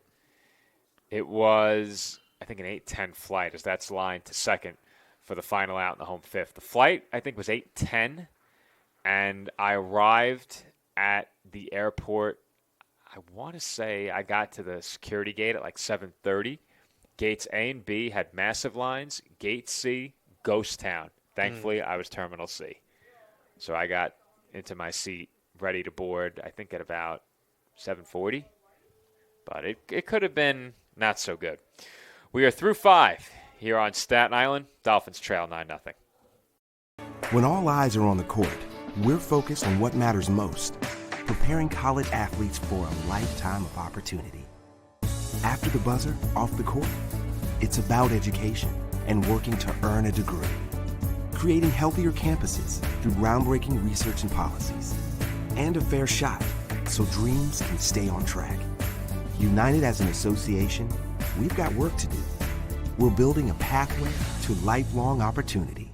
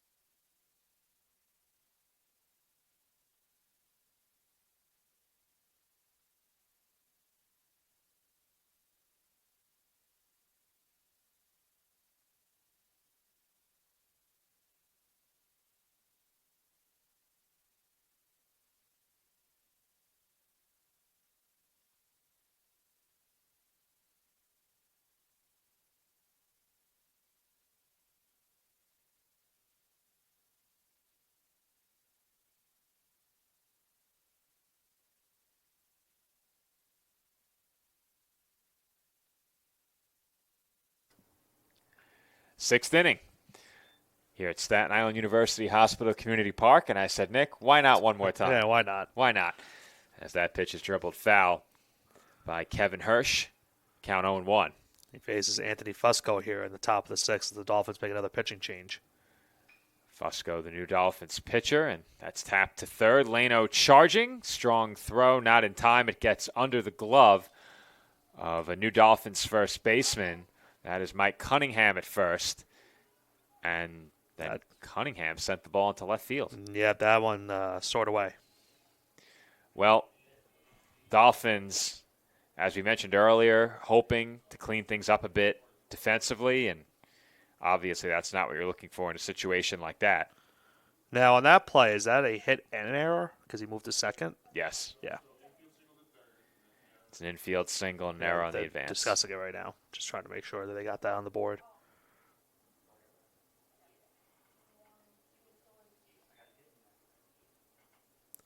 Second error now at the game for CSI. As that one's hitting to center. Hit pretty well. Palomini chasing it back toward the wall. It's over his head, and it bounces off the fence. That will bring home one. And into second base standing with an RBI double is Jaden Maya. That is his second run-scoring hit. 2 runs batted in for him now. Yeah, Maya crushed that one to center He field. sure did. Yeah, that might be the furthest hit ball we've seen hit in center field in the years that we've been covering games here at SIUH Community Park. No home runs to center, right? I do not remember a home run hit to center. I know we've had a home run hit to center at the baseball complex at CSI towards that batter's box. I think it was Thomas Martin that hit it last season, but we have not had one here. I don't believe I called that game. I think you I were was at down at softball. The second game you came back. Yep. And he hit a similar home run into left center that almost hit the batter's box as well. And that one kept going after. That's probably the longest hit home run we've seen hit. I don't believe I've ever called a home run to center. I've called a couple onto the track that have been hit a mile to left field, but I don't think I've ever called a home run to center. Count now 2 balls and 1 strike on Ty Gilligan. He's 0 for 1 with a walk. Has also been hit by a pitch. Comes the 2-1. Grounded foul. Well, Nick, I enjoyed my trip so much, I already booked another. You did. You were telling me going beforehand. back. We're working our way to spending a month or 2 out of the year in Florida. That's what we're working towards. So we're going to try Memorial Day weekend. I'll be there for about 10 days leading up to and then through Memorial Day weekend. You got to get that flight in early and get that flight back a few days later to make sure you're not paying $500 a flight. Right. I'm nothing if not thrifty. A real bargain hunter. Was it that cold in Florida this past week? Oh, it was wonderful. Really? I think it rained 1 time. Not bad. Ground ball to first, and they get the out there. Moving up to third is Maya. Yeah, because I know, like, during the broadcast, I heard, like, you could hear some of the wind. Very windy. But very windy. I'm sure it was weather-wise, other than the wind, it was still pretty good. The only time it ever got even remotely uncomfortable was when the sun set in the Coliseum at the Legends Complex with the wind whipping through the seating bowl. Because you're on a hillside on that particular field, and the seating really serves as a wind tunnel of sorts. And it's all stone. It's not like the bleacher setup that you have at the other fields where it's just 2 or 3 rows of bleachers. This is a full Coliseum-style seating arrangement, and it just creates the perfect set of circumstances for the wind to whip through there. And without the sunlight, it got a bit chilly at times, but nothing I couldn't handle. I was in jeans. I knew. I was well prepared. Of course, you have to be. That's grounded to the left side, played it short, and a bit of a low throw there, not in time. And that's going to be another infield hit. No, it's from the new Dolphin shortstop, Anthony Satera. It's now the 11th run of the game for Dominican. Well, the Dolphins making changes all over the place. Weigel at third, Satera at short, Cunningham at first. Fusco, the new pitcher. Fusco, the new pitcher we mentioned already. Did I miss any? I believe that was it. There's a called strike to David Nepper.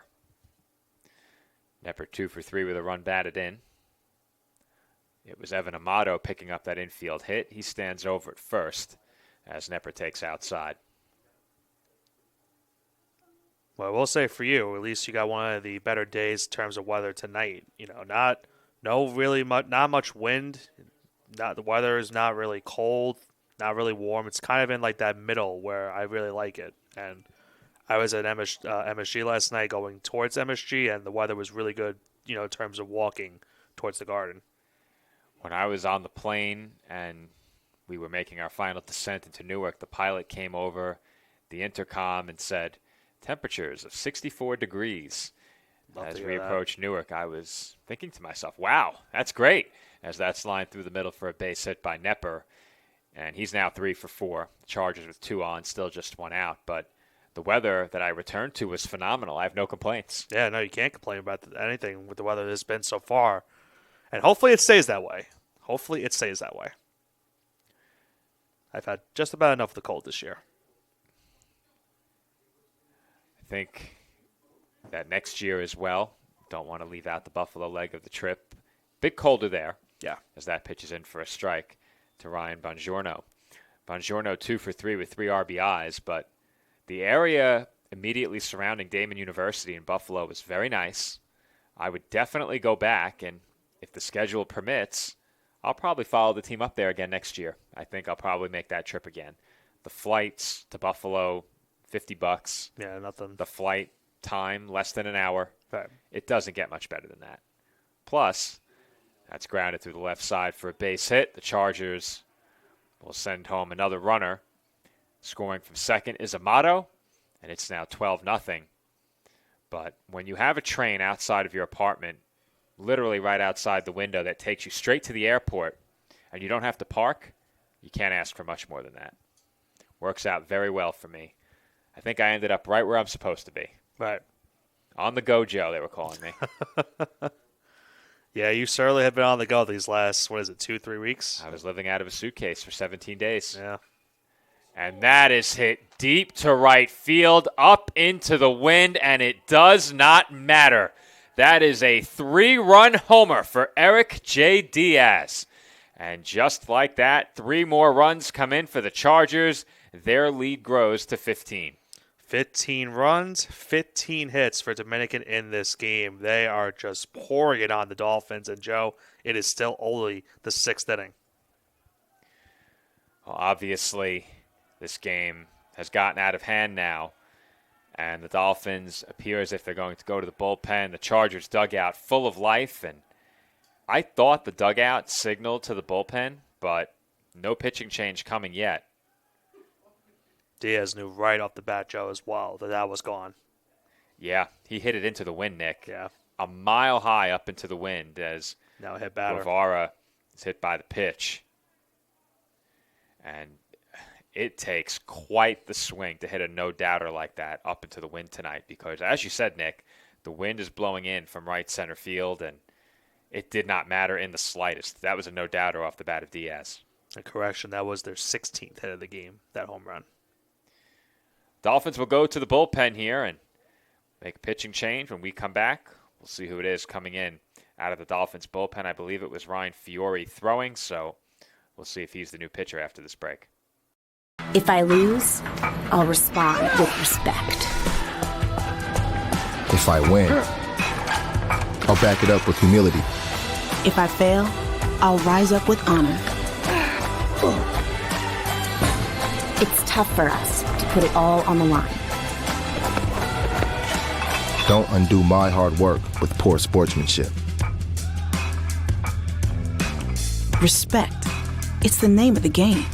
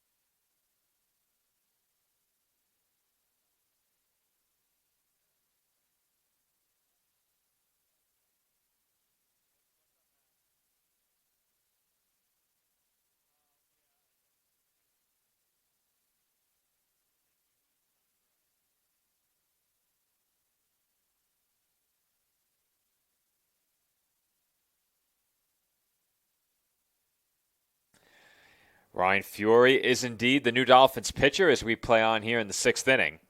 Just 1 out in the frame, 6 runs home for the Chargers. We thank everyone who has joined us here tonight on the ECC Network. Joe Foreman alongside Nick Bavona. And while we have some time following this pitching change, I'll let you know what the softball team thought of our broadcast down in Florida. Okay. Joe and I got a lot of feedback over the course of the week. I heard. We got some food as well, which immediately won me over. I heard the chicken parm story as well. We can do no wrong once, or no one can do any wrong once I have food in my stomach. I was very happy. I was told that my voice is very satisfying, that Joe and I are hilarious, so you have to live up to that now, Nick. You have to show off your comedic chops. Yeah, I'm trying my best. It was funny because I don't know if you heard. It's not an easy act to follow, but yeah, go ahead. Juan Peralta behind 0-1 here, but I don't know if you heard what I said to Joe. He told me, and he brought this to my attention. The feedback wasn't relayed to me directly. It was through Joe. And Joe was telling me the number one compliment that he was getting from the parents is that him and I were hilarious. And I said, well, I take myself very seriously as a commentator, so now I'm offended. And I said, see, Joe, that's funny. And immediately, years of my father making dad jokes flashed before my eyes. And all of a sudden, I thought to myself, wow, I'm just like him, aren't I? Not a bad thing. I was going to say, that doesn't sound like a bad thing. He's a great guy. Yeah. Who does happen to live down in Florida as well. He was very happy to see me while I was there. Doesn't listen to enough of my games, though. I have to admit, does not listen to enough of my games. He got one in person for free as I did the game remotely. 2 away in the inning now. Yeah, I usually like to send sometimes. Some of my family members usually ask me for a link towards our streams to listen on. So whoever from my family is listening, thank you for tuning into tonight and for all the other games I've called these last couple of weeks. But yeah, it's always nice to hear like feedback, like stuff like that. It always feels good as a commentator to hear that. That's a mile high on the infield, and that's down for a hit. Oh man, Joe, it's just been one of those nights. Yeah, it is a really, really tough infield and outfield to navigate with the wind whipping, but that's a play, obviously, that you have to make. And I have some feedback for you, Nick. I told you before we came on the air you did a great job in my absence. But whenever I talk about our broadcast crew, and I talk about you in particular, I always have the same sentiment. Some people, when they put the headset on, I really need to tell them how the job is done and what to do. You just got it from day one. You came with stats. You understood when was the right time for the color guy to jump in. I thought the back and forth banter was solid. We had good chemistry from the beginning. You, of course, on air are credited with creating the great moniker Foreman Osborne, which I think is your greatest contribution to the live stream. And that was our first game call-in together. That was one of the first. Yeah. That was one of the first. But obviously, I really appreciate the job you did in my absence. And for everyone watching from your family, Nick is great. He is the man when it comes to color commentary on baseball and softball.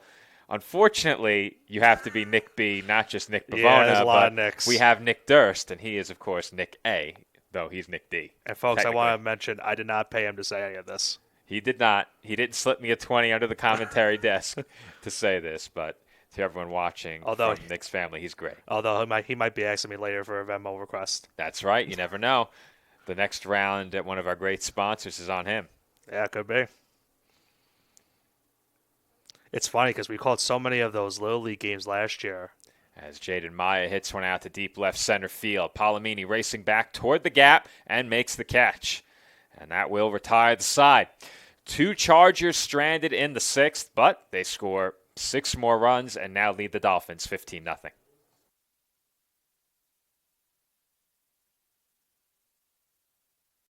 Across divisions, sports, championships, and schools for nearly 500,000 student athletes. College sports create lifelong opportunity, and that starts with education.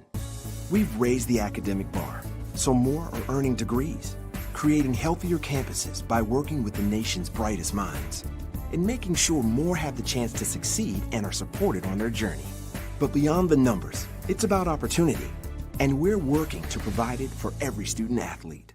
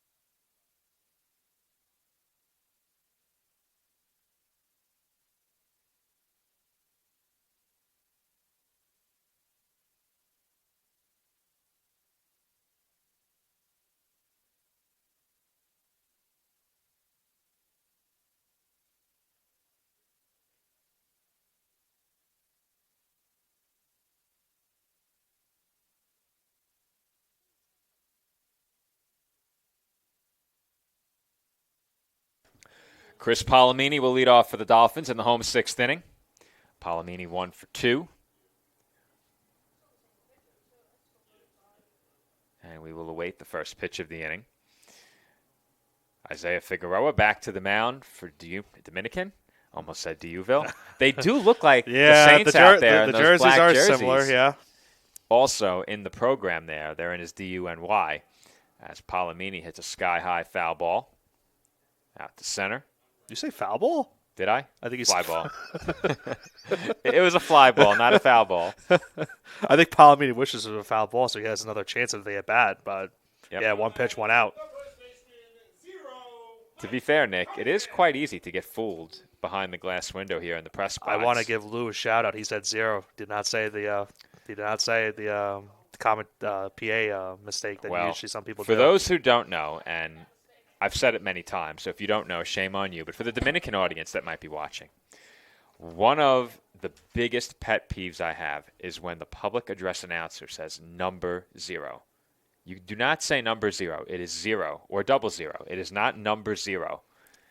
I forgot what game. It might have been the game against Roberts Wesleyan that CSI just played. I think the PA announcer did say number 0, and I think I texted you on the side, and I said, you're probably cringing right now by this guy saying this.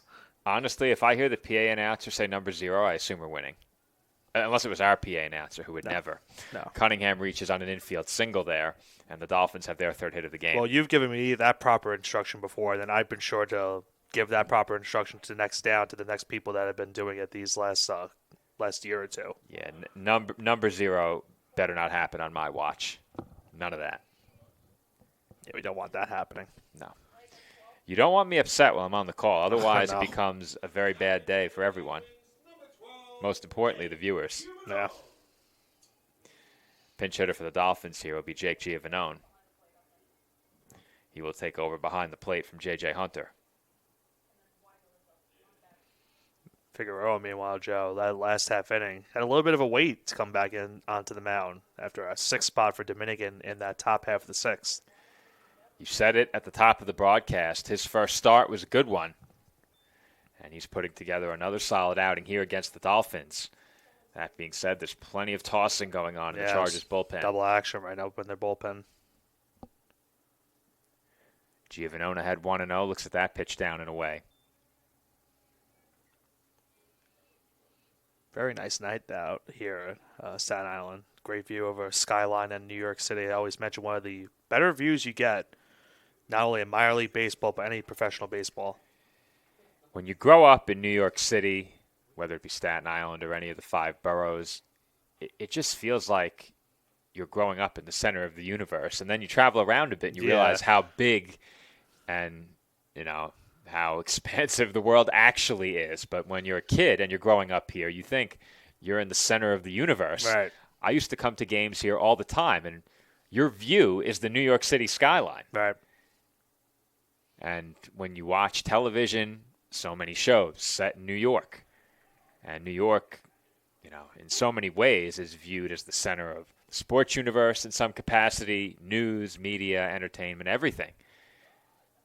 And you realize as you get older and visit more places that, maybe it is the center of the universe in some regard, but not in every way. I think we're going to have a pitching change here, Joe. It looks like potentially.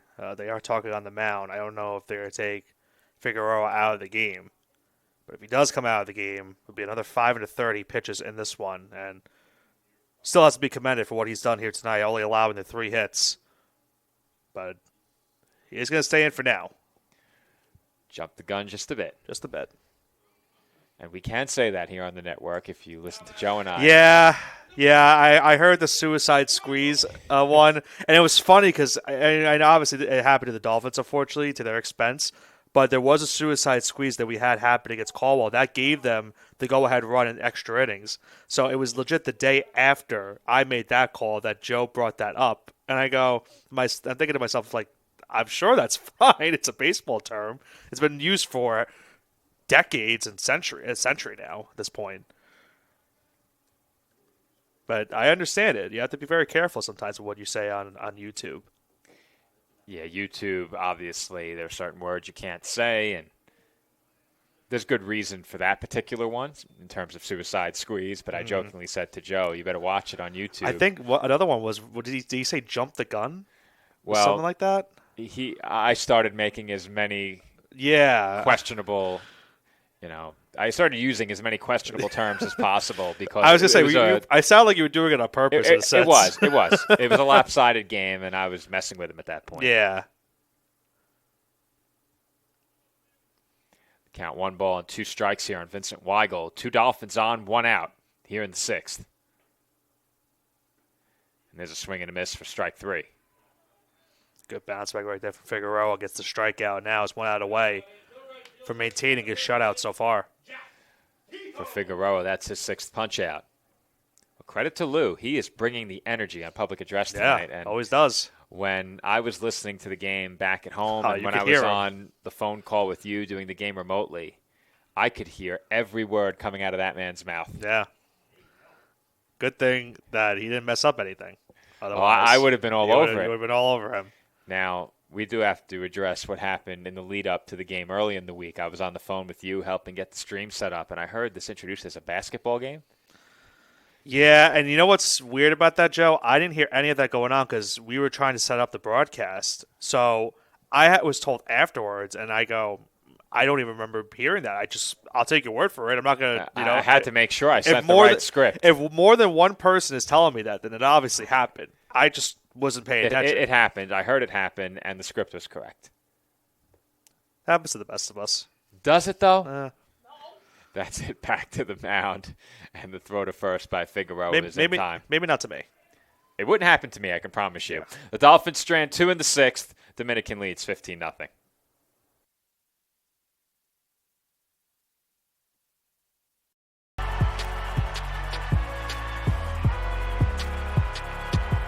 Number 32, Kyle Hornsby.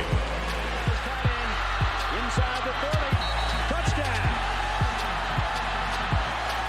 Michaela burns it.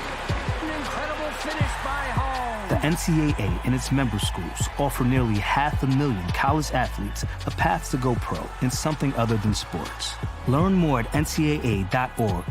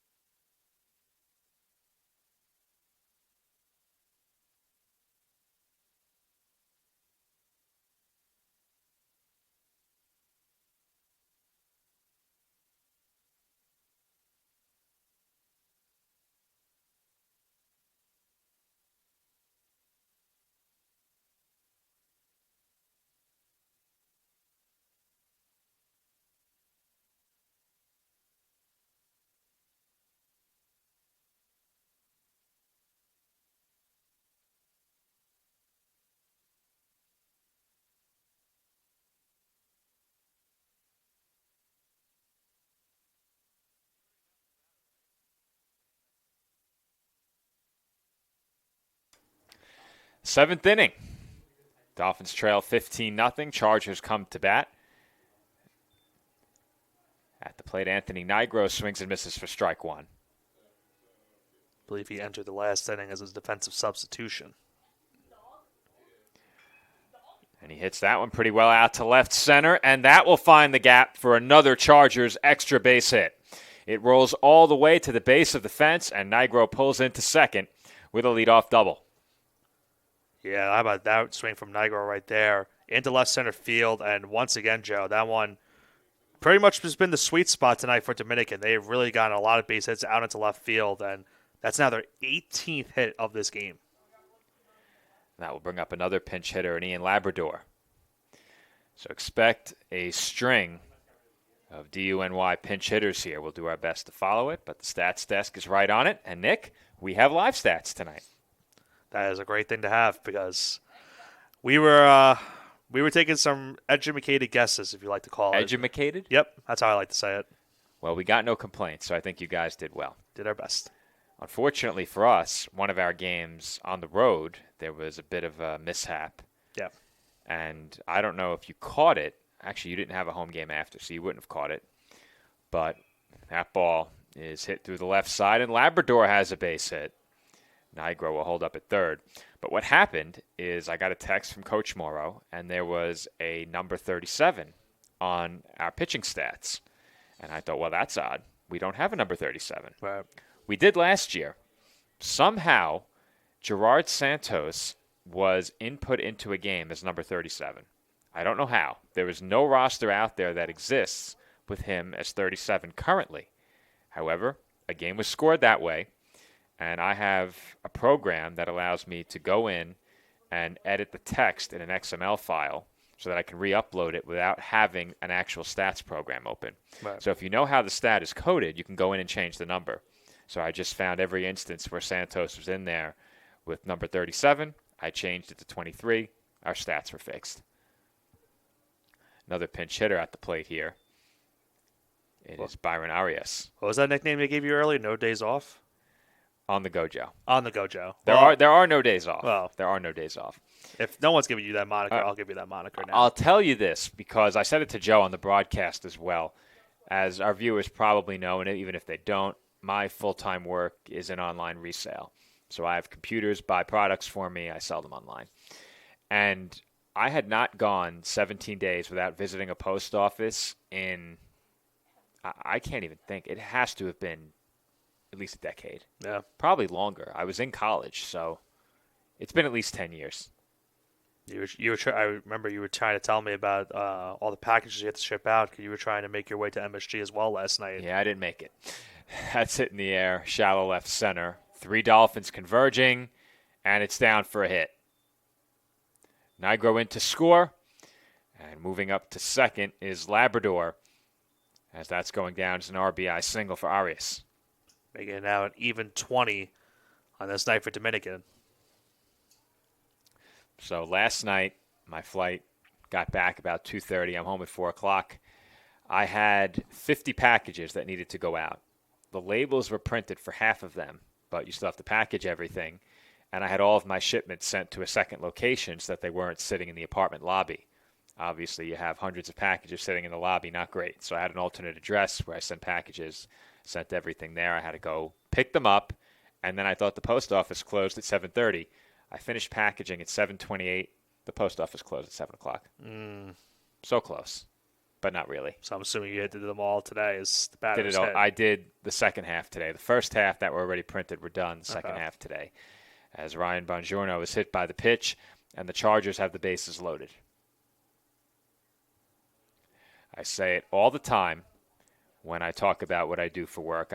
I mention the online stuff, but the first answer I always give is that I work in athletic communications calling games. I do it for the love of the game, Nick, even these kinds of games. Yeah.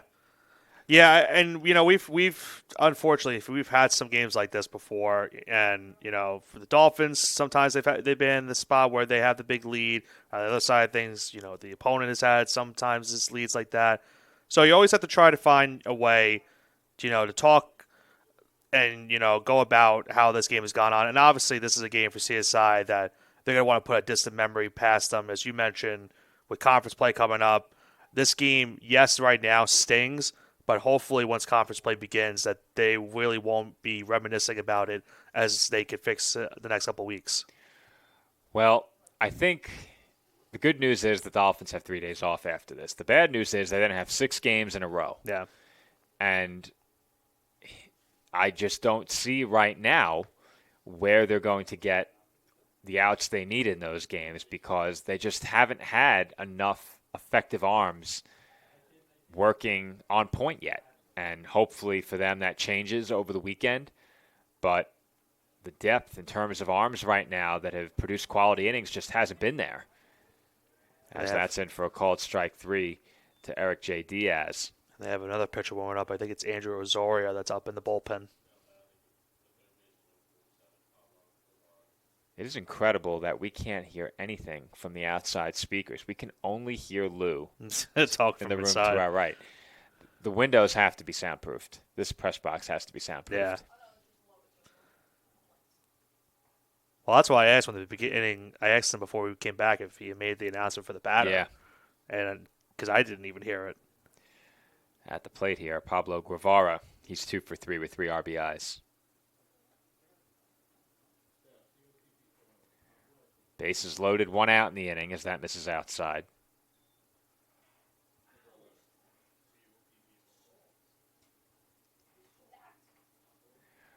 Things pick up quite a bit once conference play begins and really pick up for us once softball begins in April. Once we have that opening weekend for softball, as the count runs to 2-1 on Guevara, things kick into high gear very quickly. Until then, we have a lot of time to sit, wait, and watch as this Dolphins team looks to turn it around. And I'm trying to remember, do we have 1 or 2 dates that are where we have this both softball and baseball playing together? I know the 19th, if I'm not mistaken, is one of those dates. Well, there's no better time to check than right now. Yeah. Count 2-2 here on Guevara. And the only reason, and there's obviously one reason I was looking to see if it was the 19th. I think you can put 2 and 2 together as to what's happening that day. I cannot. The most stupendous show of the year. It's that late? Yeah, it is. You're right. It's late in the year this time. You guys better hope I'm there on the 19th. Tickets are getting really cheap, Nick. It's getting to the point where I might have to go, as that's hit to short, and the Dolphins will go to second for 1. They do not turn the double play, and were they aware that they could have turned 2 there?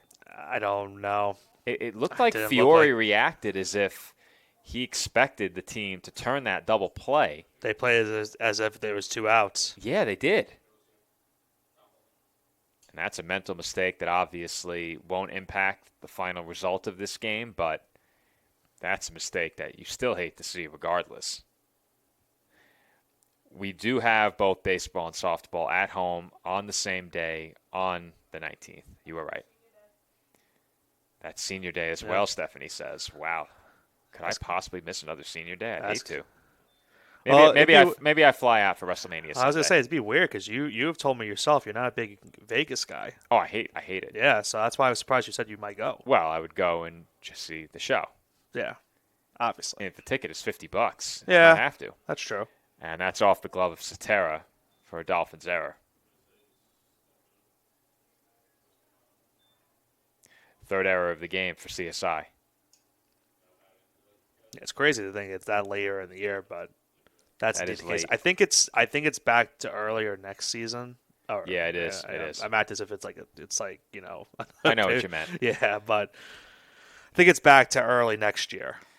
Yeah, for those who don't know, our crew is filled with wrestling fans as that's it out to right field, and this should get the Dolphins out of the inning. And it does. The catch is made by Kehoe, and the side is retired. 3 more runs home for the Chargers. They lead the Dolphins 18-0.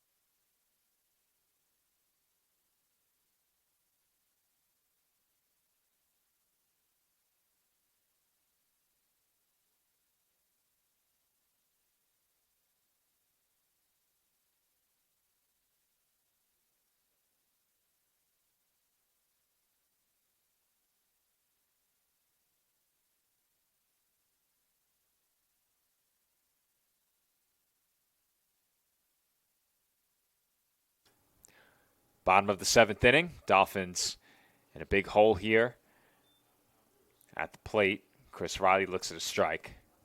Riley, one of a few Dolphins starters still in the game. He's 0 for 2 at the plate. Looks like the Dolphins will have some more changes coming up as that's bounced to third.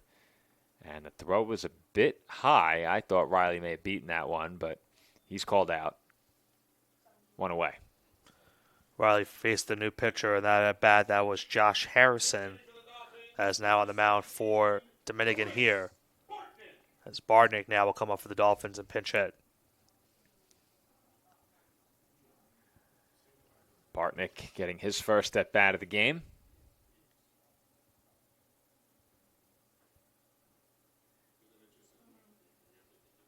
And he takes down and away ball 1. These last couple of weeks have been very interesting for me as well, Joe. I've had a lot of different broadcast partners for me here at this facility. You sure have. And I got to tune in for the last 2. I was a part of one. Now, you and I spoke about it briefly on the air, but we have a big assignment coming up this summer. The Little League Championship of New York State on Staten Island for 1 more year. Looking forward to that. However, big difference, Nick, and I spoke to you about it via text. And I heard you talk about it during softball as well. Just 1 site this year. Right. Which means that there's a very real chance that you and I call every pool play game. Is it all at South Shore? Or it's Great all Kills? at Great Kills. Okay. We expect to expand the broadcast to include some extra cameras. You won't have to do any manual camera work as Bartnick grounds one off the bag. And it skipped straight up into the glove of the first baseman, Coppola, who steps on first to retire Bartnick. It's a weird out that happens at the first base. You don't usually see the ball hitting off the first base bag very often, but that was indeed the case, and there's a second out. But I think, coming up towards summer and, having a chance to call however many games it is going to be during the summer, it's going to be a very nice feeling to do that. That's something that you and I have obviously look forward to calling each and every summer. Hopefully, the weather isn't too bad to where I get burned again. Got to make sure I have some sunscreen for those events. There's a reason I have long sleeves on, Nick. Oh, yeah. Yeah, you had some trouble as well this week. It was intentional. It was intentional. But it was intentional. I was as white of this sheet of paper right here when I arrived. I'm much darker now, and it's good to get some sunlight every once in a while. Yeah. I don't get much. I was joking with the team saying, I live in the manor. I don't go outside. I'm like Batman. The only time you go outside is for the post office. That's weird. You're Foreman Osborne's. How are you Batman the 2? You going to be both of them? 1 second. I was communicating outside. Yeah. What was your question? I said you're going to be both of them at the same time, Foreman Osborne and Batman? You can do both? They are 2 different universes. The multiverse is a thing now, Yeah, that's fair. 1 and 2, the count on Nico Rodriguez, and he lines a base hit into center field. I will extend the inning for CSI, bring us back to the top of the lineup.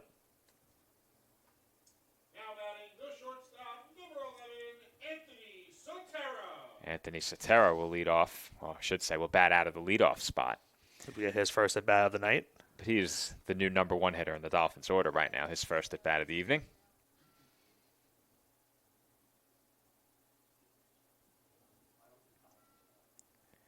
And Sotero chops one to short. They'll go the short way to second, and that will do it for the Dolphins in the 7th.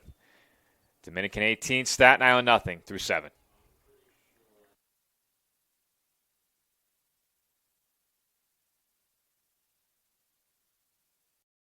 No, I'm right. The podcast that uncovers the origin stories of some of the biggest names in sports, media, and entertainment. Nick Durst here along with Joe Calabrese. Here we are, 200 episodes later, about 150 episodes with guests, our friends, soon to be your friends. Well, it's pretty clear, Joe, that it's all about You Know I'm Right, the podcast. That's my You Know I'm Right moment.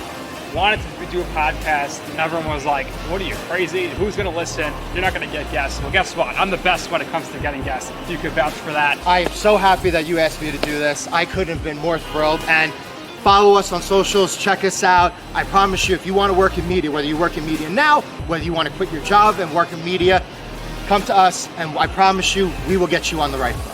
That's what it's all about, uncovering the origin stories of some of the biggest names in sports, media, and entertainment. Keep it locked on You Know I'm Right.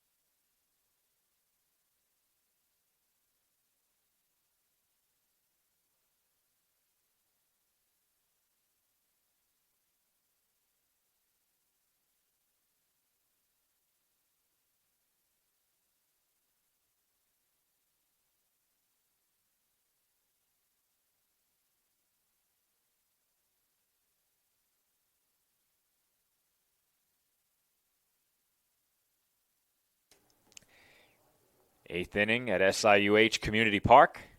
Big lead for the Chargers here as the Dolphins once again go to the bullpen. Andrew Azoria, the new pitcher for CSI, and he has no 0-2 count on the first batter he faces. That's Jaden Maya. Eighth pitcher of the night for CSI in this game.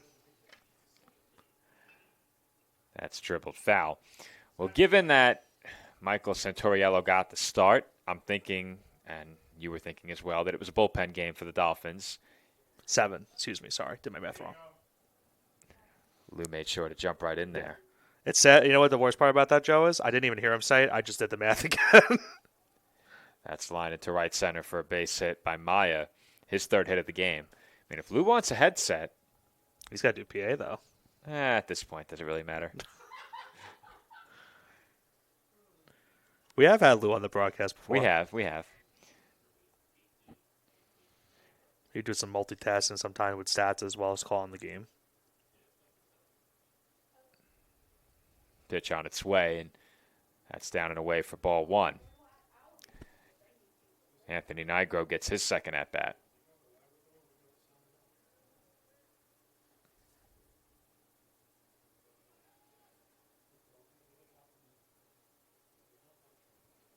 It's such a rough day yesterday as well, Joe, with the, and the theme of baseball, finding out with Garrett Cole needing Tommy John. So I'm already now looking forward to the 2025 seasons there.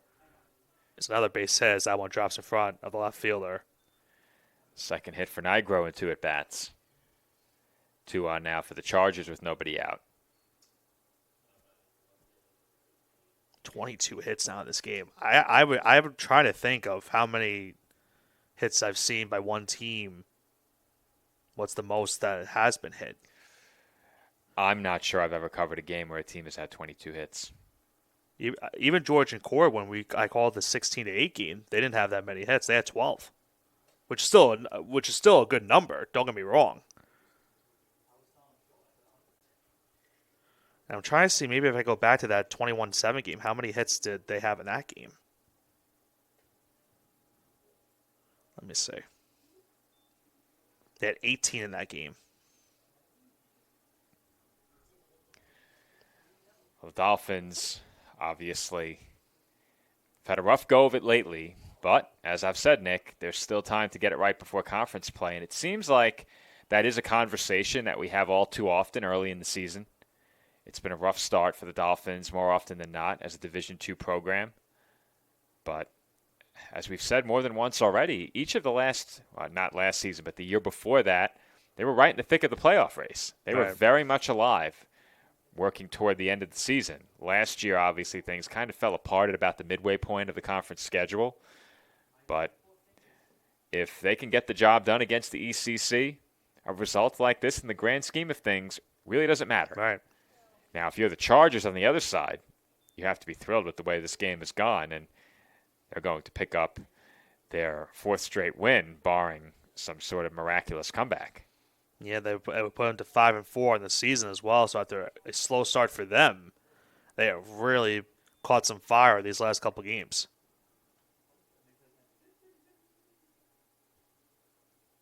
Count 1-1 here on Byron Arias, who gets his second at bat. Had an RBI hit his first time up, and he takes low for ball 2. The count now 2-1.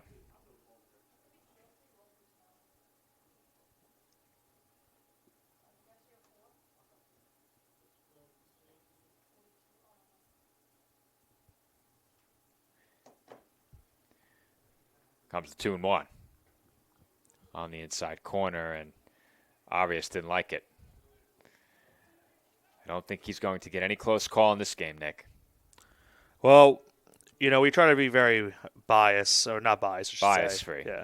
We try to be bias-free when, we see some of these at-bats happening with the umpires, because I know for a fact, we had, we've had some broadcasters, not here, but like in general, like when you watch some other games, they're not happy with the umpires sometimes, and they want to make calls for themselves. And I always like to turn to Nick Durst whenever we have him on the broadcast and say, Nick, you're an umpire, so you would know how this goes, and he would always bring the nice insight as to what the umpire is thinking and how their decision making goes in a call like that.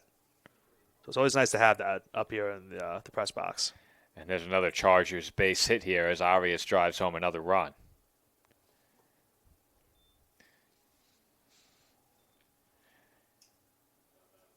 Well, we mentioned it before. I do not recall doing a game where a team has had this many hits. I'm going to see now if I have, in fact, called a game where a team has had this many hits. I don't think I have. I don't think I have either.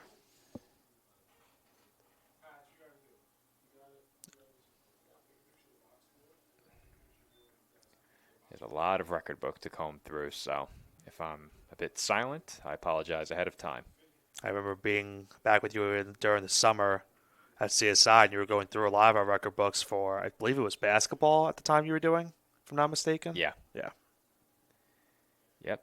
That is a summer project every year. And when people look at the job from the outside looking in, and obviously outside of game day, I'm almost entirely remote, as that's through the right side for another Chargers base hit. The line just keeps moving.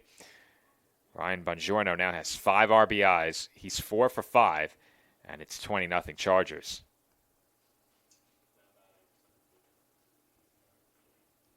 I mean, there's not much more else you could say, Joe, about what this performance has been for Dominican. This has been an unbelievable hitting display that they have put on here tonight. You said it, Nick, and I can't really add much to it. You can't do much better than this if you're the Chargers. I'm trying to see if they even keep the record for opponents' runs scored in a game or opponents' hits in a game. I'm not sure they do.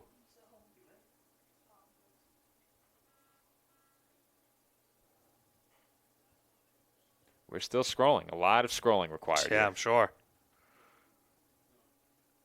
It's extensive research. We're at the all-time single-game records. Think of it also as well. They have scored. We're now in the 8th inning. They have scored in 7 of the 8 innings. They found it.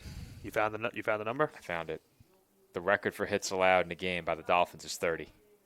The record for hits in a game collected by the Dolphins is 28. And that one might be gone, Joe. And I think Diaz has done it again, Nick. It's a grand slam. Eric J. Diaz with his second home run of the night. A 3-run shot earlier for Diaz, and now he has cleared the bases with a grand slam. I mean, I said it earlier, Joe. What more can you say? I mean, this has been unbelievable what Dominican is doing tonight. Now 24 runs, 6 here in the 8th. And you mentioned he has 2 home runs of the night. And I have to look at many. I don't know exactly off the top of my head how many RBIs he has of the night, but those 2 home runs alone give him 7. And Nick, they are closing in on the record for runs in a game against the Dolphins. The record for runs scored by the Dolphins is 30. That game, I believe I covered. It was in 2019 against Yeshiva University. Though that was in Game 1 that they scored 30. I think I covered Game 2 as that ground ball finally results in the first out of the inning. G. Nunez retired. But that game in 2019 against Yeshiva saw the Dolphins score 30 in the front half of a doubleheader. If I recall, in the second game, the Dolphins fell behind. I believe it was 6-0, and then came back to win something like 28-6. But I will go back, and I can tell you right now what they did in that second game, because I do believe I called Game 2. That's dribbled to Azoria's left. He flips to first, and there are 2 away.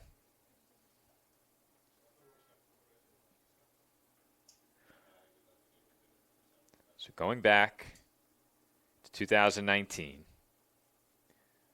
Dolphins faced Yeshiva University on March 27th. In Game 2, they won 15-6 after they won Game 1 30-2, and they fell behind in Game 2 6-1. So, Nick, that just goes to show that game was now 6 years ago. I still have the memory for it. I knew they fell behind early and then came back, and they were down 6-1.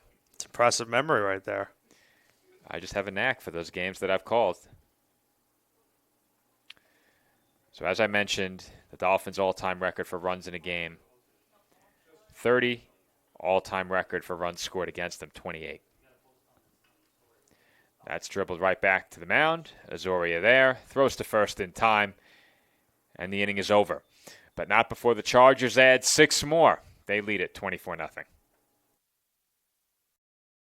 Hobra, a taco joint, Staten Island, where we're proud to have shared our family-first spirit with people from throughout New York City and the world.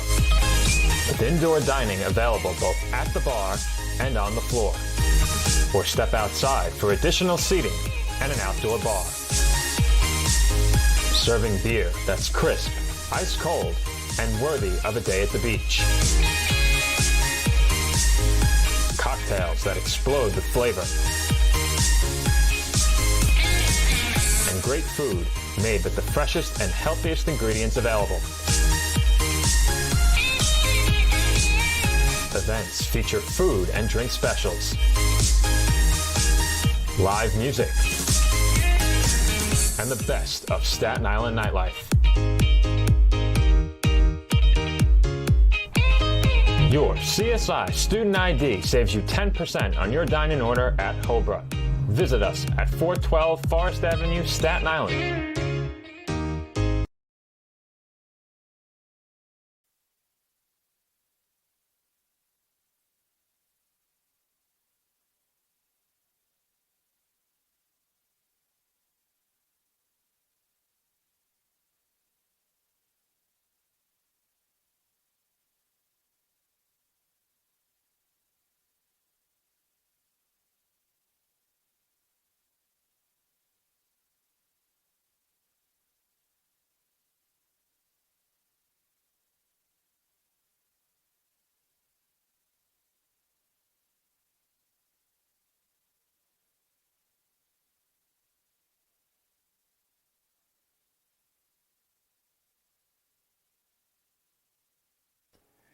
Home 8th.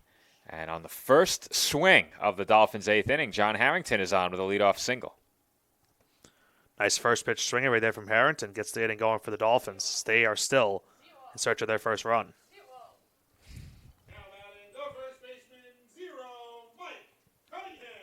Job well done by Lewis. Although Steph multiple times made sure it kept saying she zero. She made sure that he introduced Mike as 0.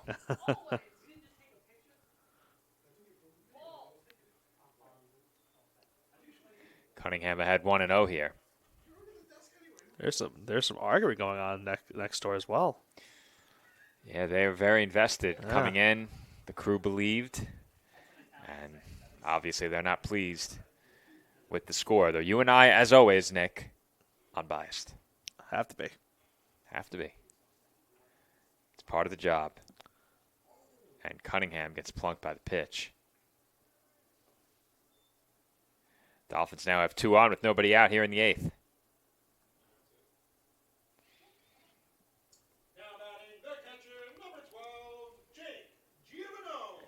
Jake Giovanone will be the batter. Giovanone walked his first time up. We'll say, Nick, if there's one critique I have of the setup here in the press box, it's that we're too far from the window to see the batter. Yeah, I had to keep moving up a little bit just to see it. They need stools. Yeah, I agree. There is, and I will say, we could. There is like those seats outside, but those might be too high. I know, you know what I'm talking about? The ones where we set up near our camera. I think they're too high. Yeah, I mean, I could sit on top of the ladder. I mean, you could. You want to That's pull line foul.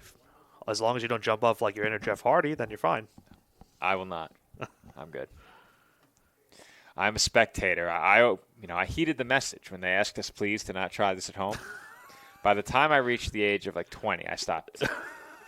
So that was the cutoff gap? Yeah. I think the cutoff gap for me was like 12. I think I stopped then. I mean, swanton bombs into the pool are always cool. We used to have the boogie board, and we'd swanton bomb onto the boogie board or the raft. Frog splash was another favorite. Yep. Who could belly flop the hardest attempting a frog splash into the pool. Count 2-2 here. And Giovanone grounds one toward the middle. It's knocked down, and the throw goes to second in time. Nice play at short. Job well done to keep that ball in the infield by the shortstop, Arias, and they get the out at second. And that will bring up Vincent Weigel.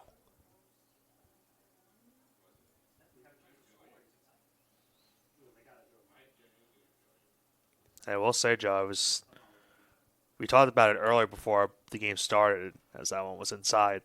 I didn't know initially off the bat that the Heroes Day was going to be played here. So, not the last time we'll be here calling one of these games this season, but it should be a nice day for that game. That game always, as we know, is a nice spectacle for our spectators that do come here and for the players as well. Nick, I have to be honest, I could not be more relieved that Heroes Day is here. Yeah. And the reason for that is because to get our audio configured for an event like that at home, it just doesn't work. And last year we had a lot of issues with the audio, and I think after the fact I figured out what the problem was, but to keep a long story short, it just isn't a good setup. It doesn't work with the wireless microphone. It is much better to be here where they have wireless microphones at the ready that are already configured to the venue audio. And I think it does a good service to the event as well. Obviously an important date on the schedule for baseball. Let's put a game like that in the best facility possible. I think it's a good fit. And selfishly for me, the setup becomes much easier. I think what you and I will do is we'll make sure we have a camera down on field level, transmitting up to the box wirelessly. We'll get the ceremony from field level as that's hit to straightaway right. And the catch was made. The throw goes back to first. Double play. And that will do it for the Dolphins here in the 8th inning. The runner was going on the pitch. Giovanone could not get back. And we are through 8 with the Dolphins still being held scoreless.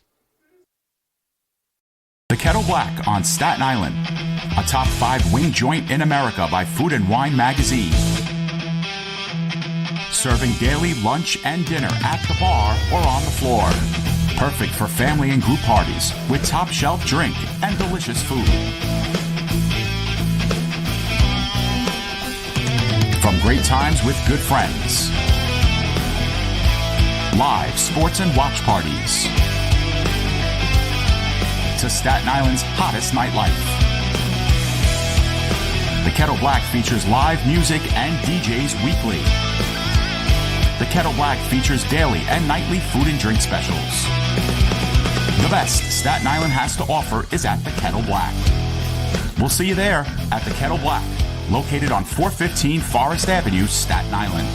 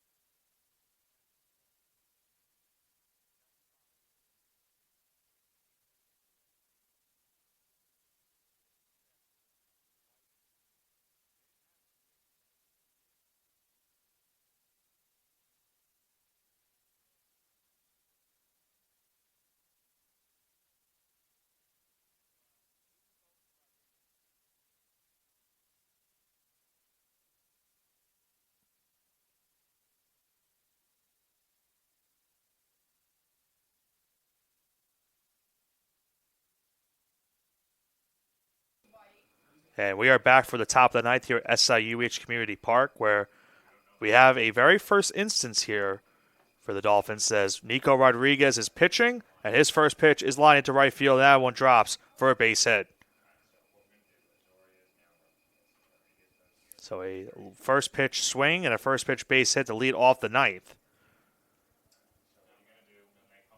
Don't really see this often, but unfortunately, when you're in a spot like this, you will see sometimes position players start to pitch towards the end of these games and at least save another reliever for the Dolphins. This is, I believe they use 6 or 7 relievers out of relief tonight as Rodriguez does hit the batter. So what I'm hearing over, I'm trying to listen over towards my right. Christopher Riley now moved from left to right field. The DH spot, because of the position player moving to the mound, the DH spot should be eliminated from the game. That means the pitcher spot will be where the DH spot is, I believe. Rodriguez was still in the game. Right now they have listed Bowman as the second baseman. That's why we're still waiting. Joe Foy never joined me. They're trying to situate who's in the field for the Dolphins and make sure the lineup card is right. Hanging to the bottom of the ninth. That one's hit towards short and through for a base hit. They'll hold the runner at third, and Dominican will have the bases loaded. Still nobody out. Their 28th hit of this game. And as you may have heard, but they are very close to breaking the record, Joe. Now 2 hits away. And that might drop in, and it looks like it is. That will be hit number 29. That will bring home 1 run, and it looks like we'll bring home another. That's a 2-run base hit. Have to make sure we're up to date. That is Arias at the plate. 2 more runs home. Chargers now have scored 26 times.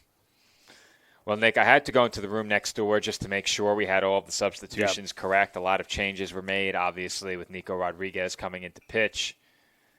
We had to get that, and then there was a reshuffling of the outfield. Chris Riley to right, Jack Kehoe to center, and then Harrington, who just pinch hit, is in left now. Dolphins also had to make some changes on the infield as that's lined into right center for another hit, and the bases are loaded again. I'll make it an even 30. And I had to look up, Joe, as well. You know, you brought up that stat earlier, but I wanted to know what was the most hits by a team in a regular baseball game, even Major League Baseball. That record is 33. That was back in 1932. The only games that I've ever been a part of working that have been like this were those CSI Yeshiva games. Obviously, in softball, there have been some games where I've seen the Dolphins score north of 20 runs. That was during the Kuniak era. However, those games come to an end with the run rule after 5 innings. There's no run rule here in baseball, of course. So, and the most runs you said was 30, right? Yes. Okay. The Dolphins scored 30. The opposition's high was 28. And how about that? Rodriguez just got himself a strikeout. And was that Diaz he punched out? It was. That was. Well, that could be the product of attempting a home run cut. He's got 2. He had 2 already, so. He's had quite the night. That's hit well out to right center. Kehoe racing back, and he's got it. Jack Kehoe with a nice grab. And how's that for an introduction to center field? Yeah, he had a long ways to go out in center field and had to kind of jump towards near that right center field wall and made a nice catch as Dominican did score another run, but a great defensive play out in center field by Kehoe.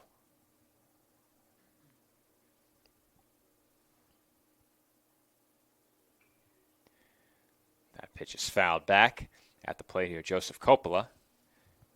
He's 0 for 2 with a run batted in. That's chopped to the left side. Weigel will step on third, and that will do it for the Chargers in the ninth. Dolphins come to bat, looking to score for the first time this evening, trailing 27-0. G Aesthetics Med Spa and Wellness Center. Our approach to beauty and wellness begins with a holistic plan tailored to the unique needs of our patients. When we consult with patients, We let them tell us what their problem is. We don't tell them what the issue is. We find out what they're looking for, and we discuss, and then we give them options. If you're looking to achieve radiant skin, you've come to the right place. We offer hydrofacials, microneedling, Opus Plasma, peels, facial and laser treatments, laser hair removal, body sculpting, fat freezing, hormone replacement therapy, Botox, IV drip therapy, and more. We are open Monday through Saturday and are located at 720 Forest Avenue, Staten Island, New York, 10310. We hope to see you soon. Visit our website at www.chiaesthetics.com for more information.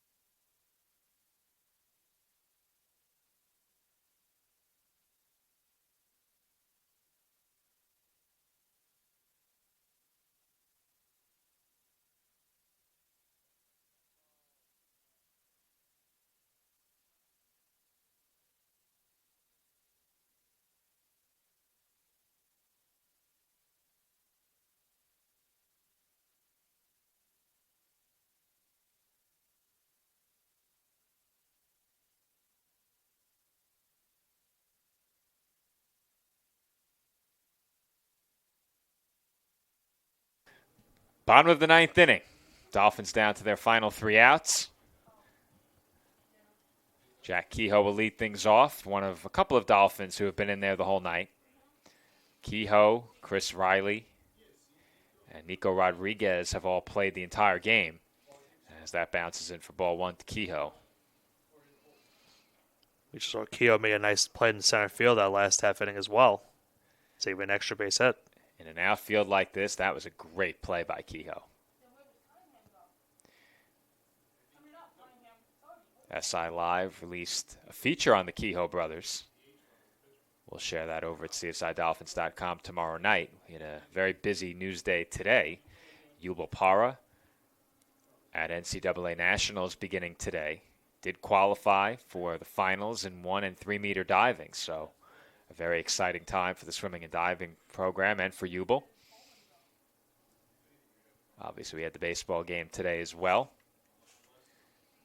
So without any events tomorrow, we will be sure to share that SI Live article on the Kehoes if you haven't checked it out already. And Jack draws a leadoff walk.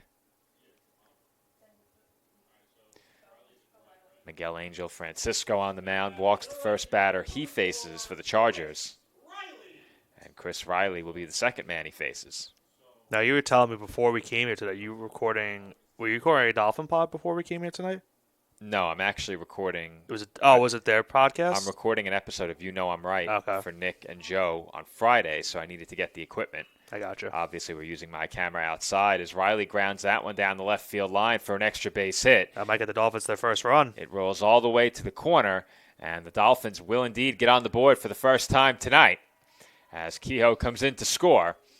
It's an RBI double for Chris Riley. Well, you know what, Joe? When you have a deficit like this, a lot of people might want to, be down the dumps and look forward to the next game. The Dolphins at least are still showing some fight towards the end. You saw Kehoe, heavily running towards home plate to get the Dolphins their first run of this game as Riley gets himself an RBI double.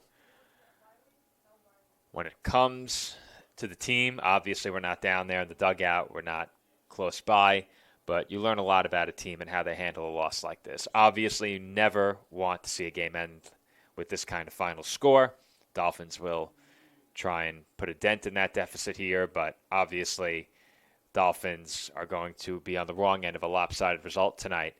And you never want to lose a game like this, but you learn a great deal about a team by what they do next and how they handle a defeat like this. And if you're the Dolphins, obviously you have some time to regroup, rest those arms, and hopefully get things right ahead of the weekend. But I said it earlier, Nick, it's a conversation we've had far too often early in the season where this team has come out of the gates a bit slowly and has really struggled early in the season. Chris Bartnick is at the plate here, and that's fouled away. The count on Bartnick stays 1-2. That's Pullman. Our live stats are a batter. They bat ahead. A batter or off. Behind. We're off somewhere. I have to go in and fix it. Yeah, we have an issue here, so may have to go fix that. I'll be right back. Okay. And that one was in there for strike 3, so Bowman is down looking. And there's now one away in the inning.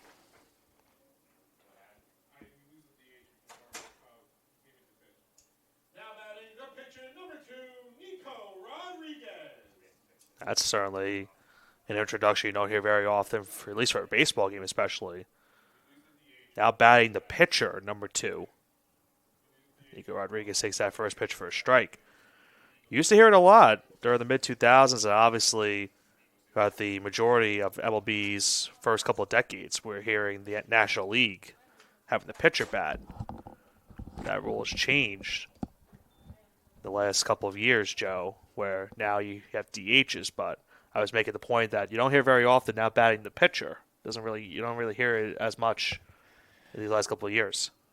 Yeah, I think more often than not, it's probably bad news if it happens late in the game and the game didn't start that way. And that is the case tonight. So the live stats were off a bit. That is going to be corrected shortly. So I will not be referring to them the rest of the way. Some members of CSI softball seated behind the plate. Loyal spectators still here. That skied foul by Rodriguez, the count 1-2. I'm sure they're glad also that tonight's not a bad night weather-wise, considering that they were in Florida, like you were as well. Well, I wouldn't be there without them. Yeah.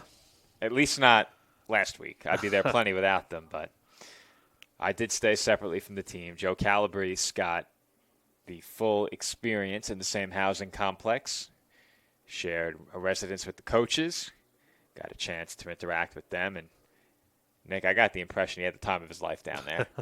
It did sound like it. He really enjoyed getting a chance to hang out with Coach Sugar, Christine, Tracy, and the team. Steph and I of course, we got to hang out with them the week before.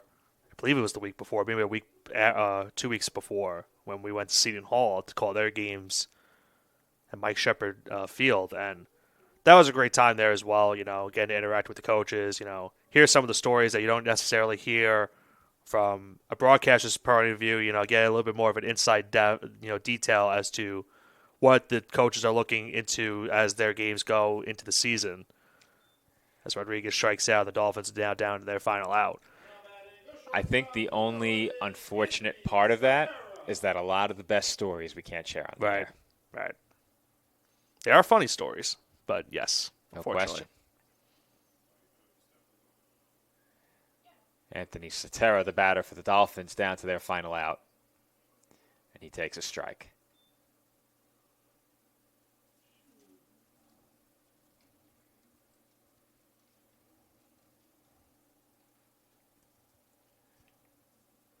Sotera 0 for 1 at the plate.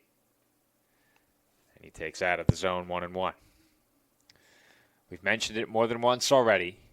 But next up for the Dolphins will be 6 games in 3 days this weekend. They visit Shippensburg on Friday for 2.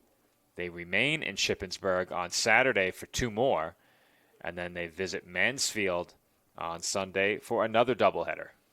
And you mentioned softball being here, Joe. They're playing their first games back from Florida tomorrow at Holy Family for a doubleheader in Philadelphia. And then they'll face this Dominican team on Thursday as well in a doubleheader. That's grounded toward the hole, and no play here for the Chargers as the Dolphins stay alive. And Nick, it's a good thing you told me the Dolphins play tomorrow. I wouldn't have known. Well, I'm glad I could help. Sure did. I thought their next game was Thursday. The Dolphins will face the Tigers of Holy Family tomorrow. Oh, while we're at it, let's send those rosters over for Thursday. The reason that I forget sometimes, and I usually use the master schedule on the website, but the opposing SID usually requests rosters for a game maybe a few days ahead, as this might do it. Foul ball behind the plate, and it falls. So the game continues, but a lot of the time they send that email requesting the rosters, and that's how I know, all right, we got a game coming up. Right. And I do have the calendar on my phone as well, but for some reason I thought they had more time off after I came back home. I thought they played Thursday. They do play Thursday, but that's not the first game back. Right. I'm sure they're eager to get back into action as well. 7-5 on the season. And a very respectable trip down in Florida. It's really tough to play 10 games in a week.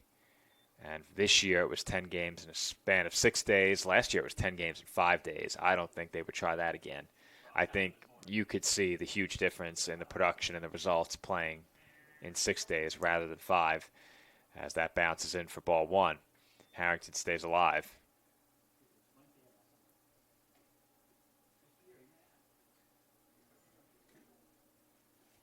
Dolphins down to their final strike. The count on Harrington 1-2.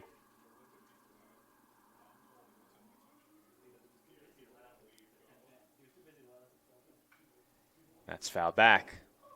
Last batter of the game. Let's keep that away from the camera. Yeah. We've been good all night. Let's not do it now. Potentially the last batter of the game.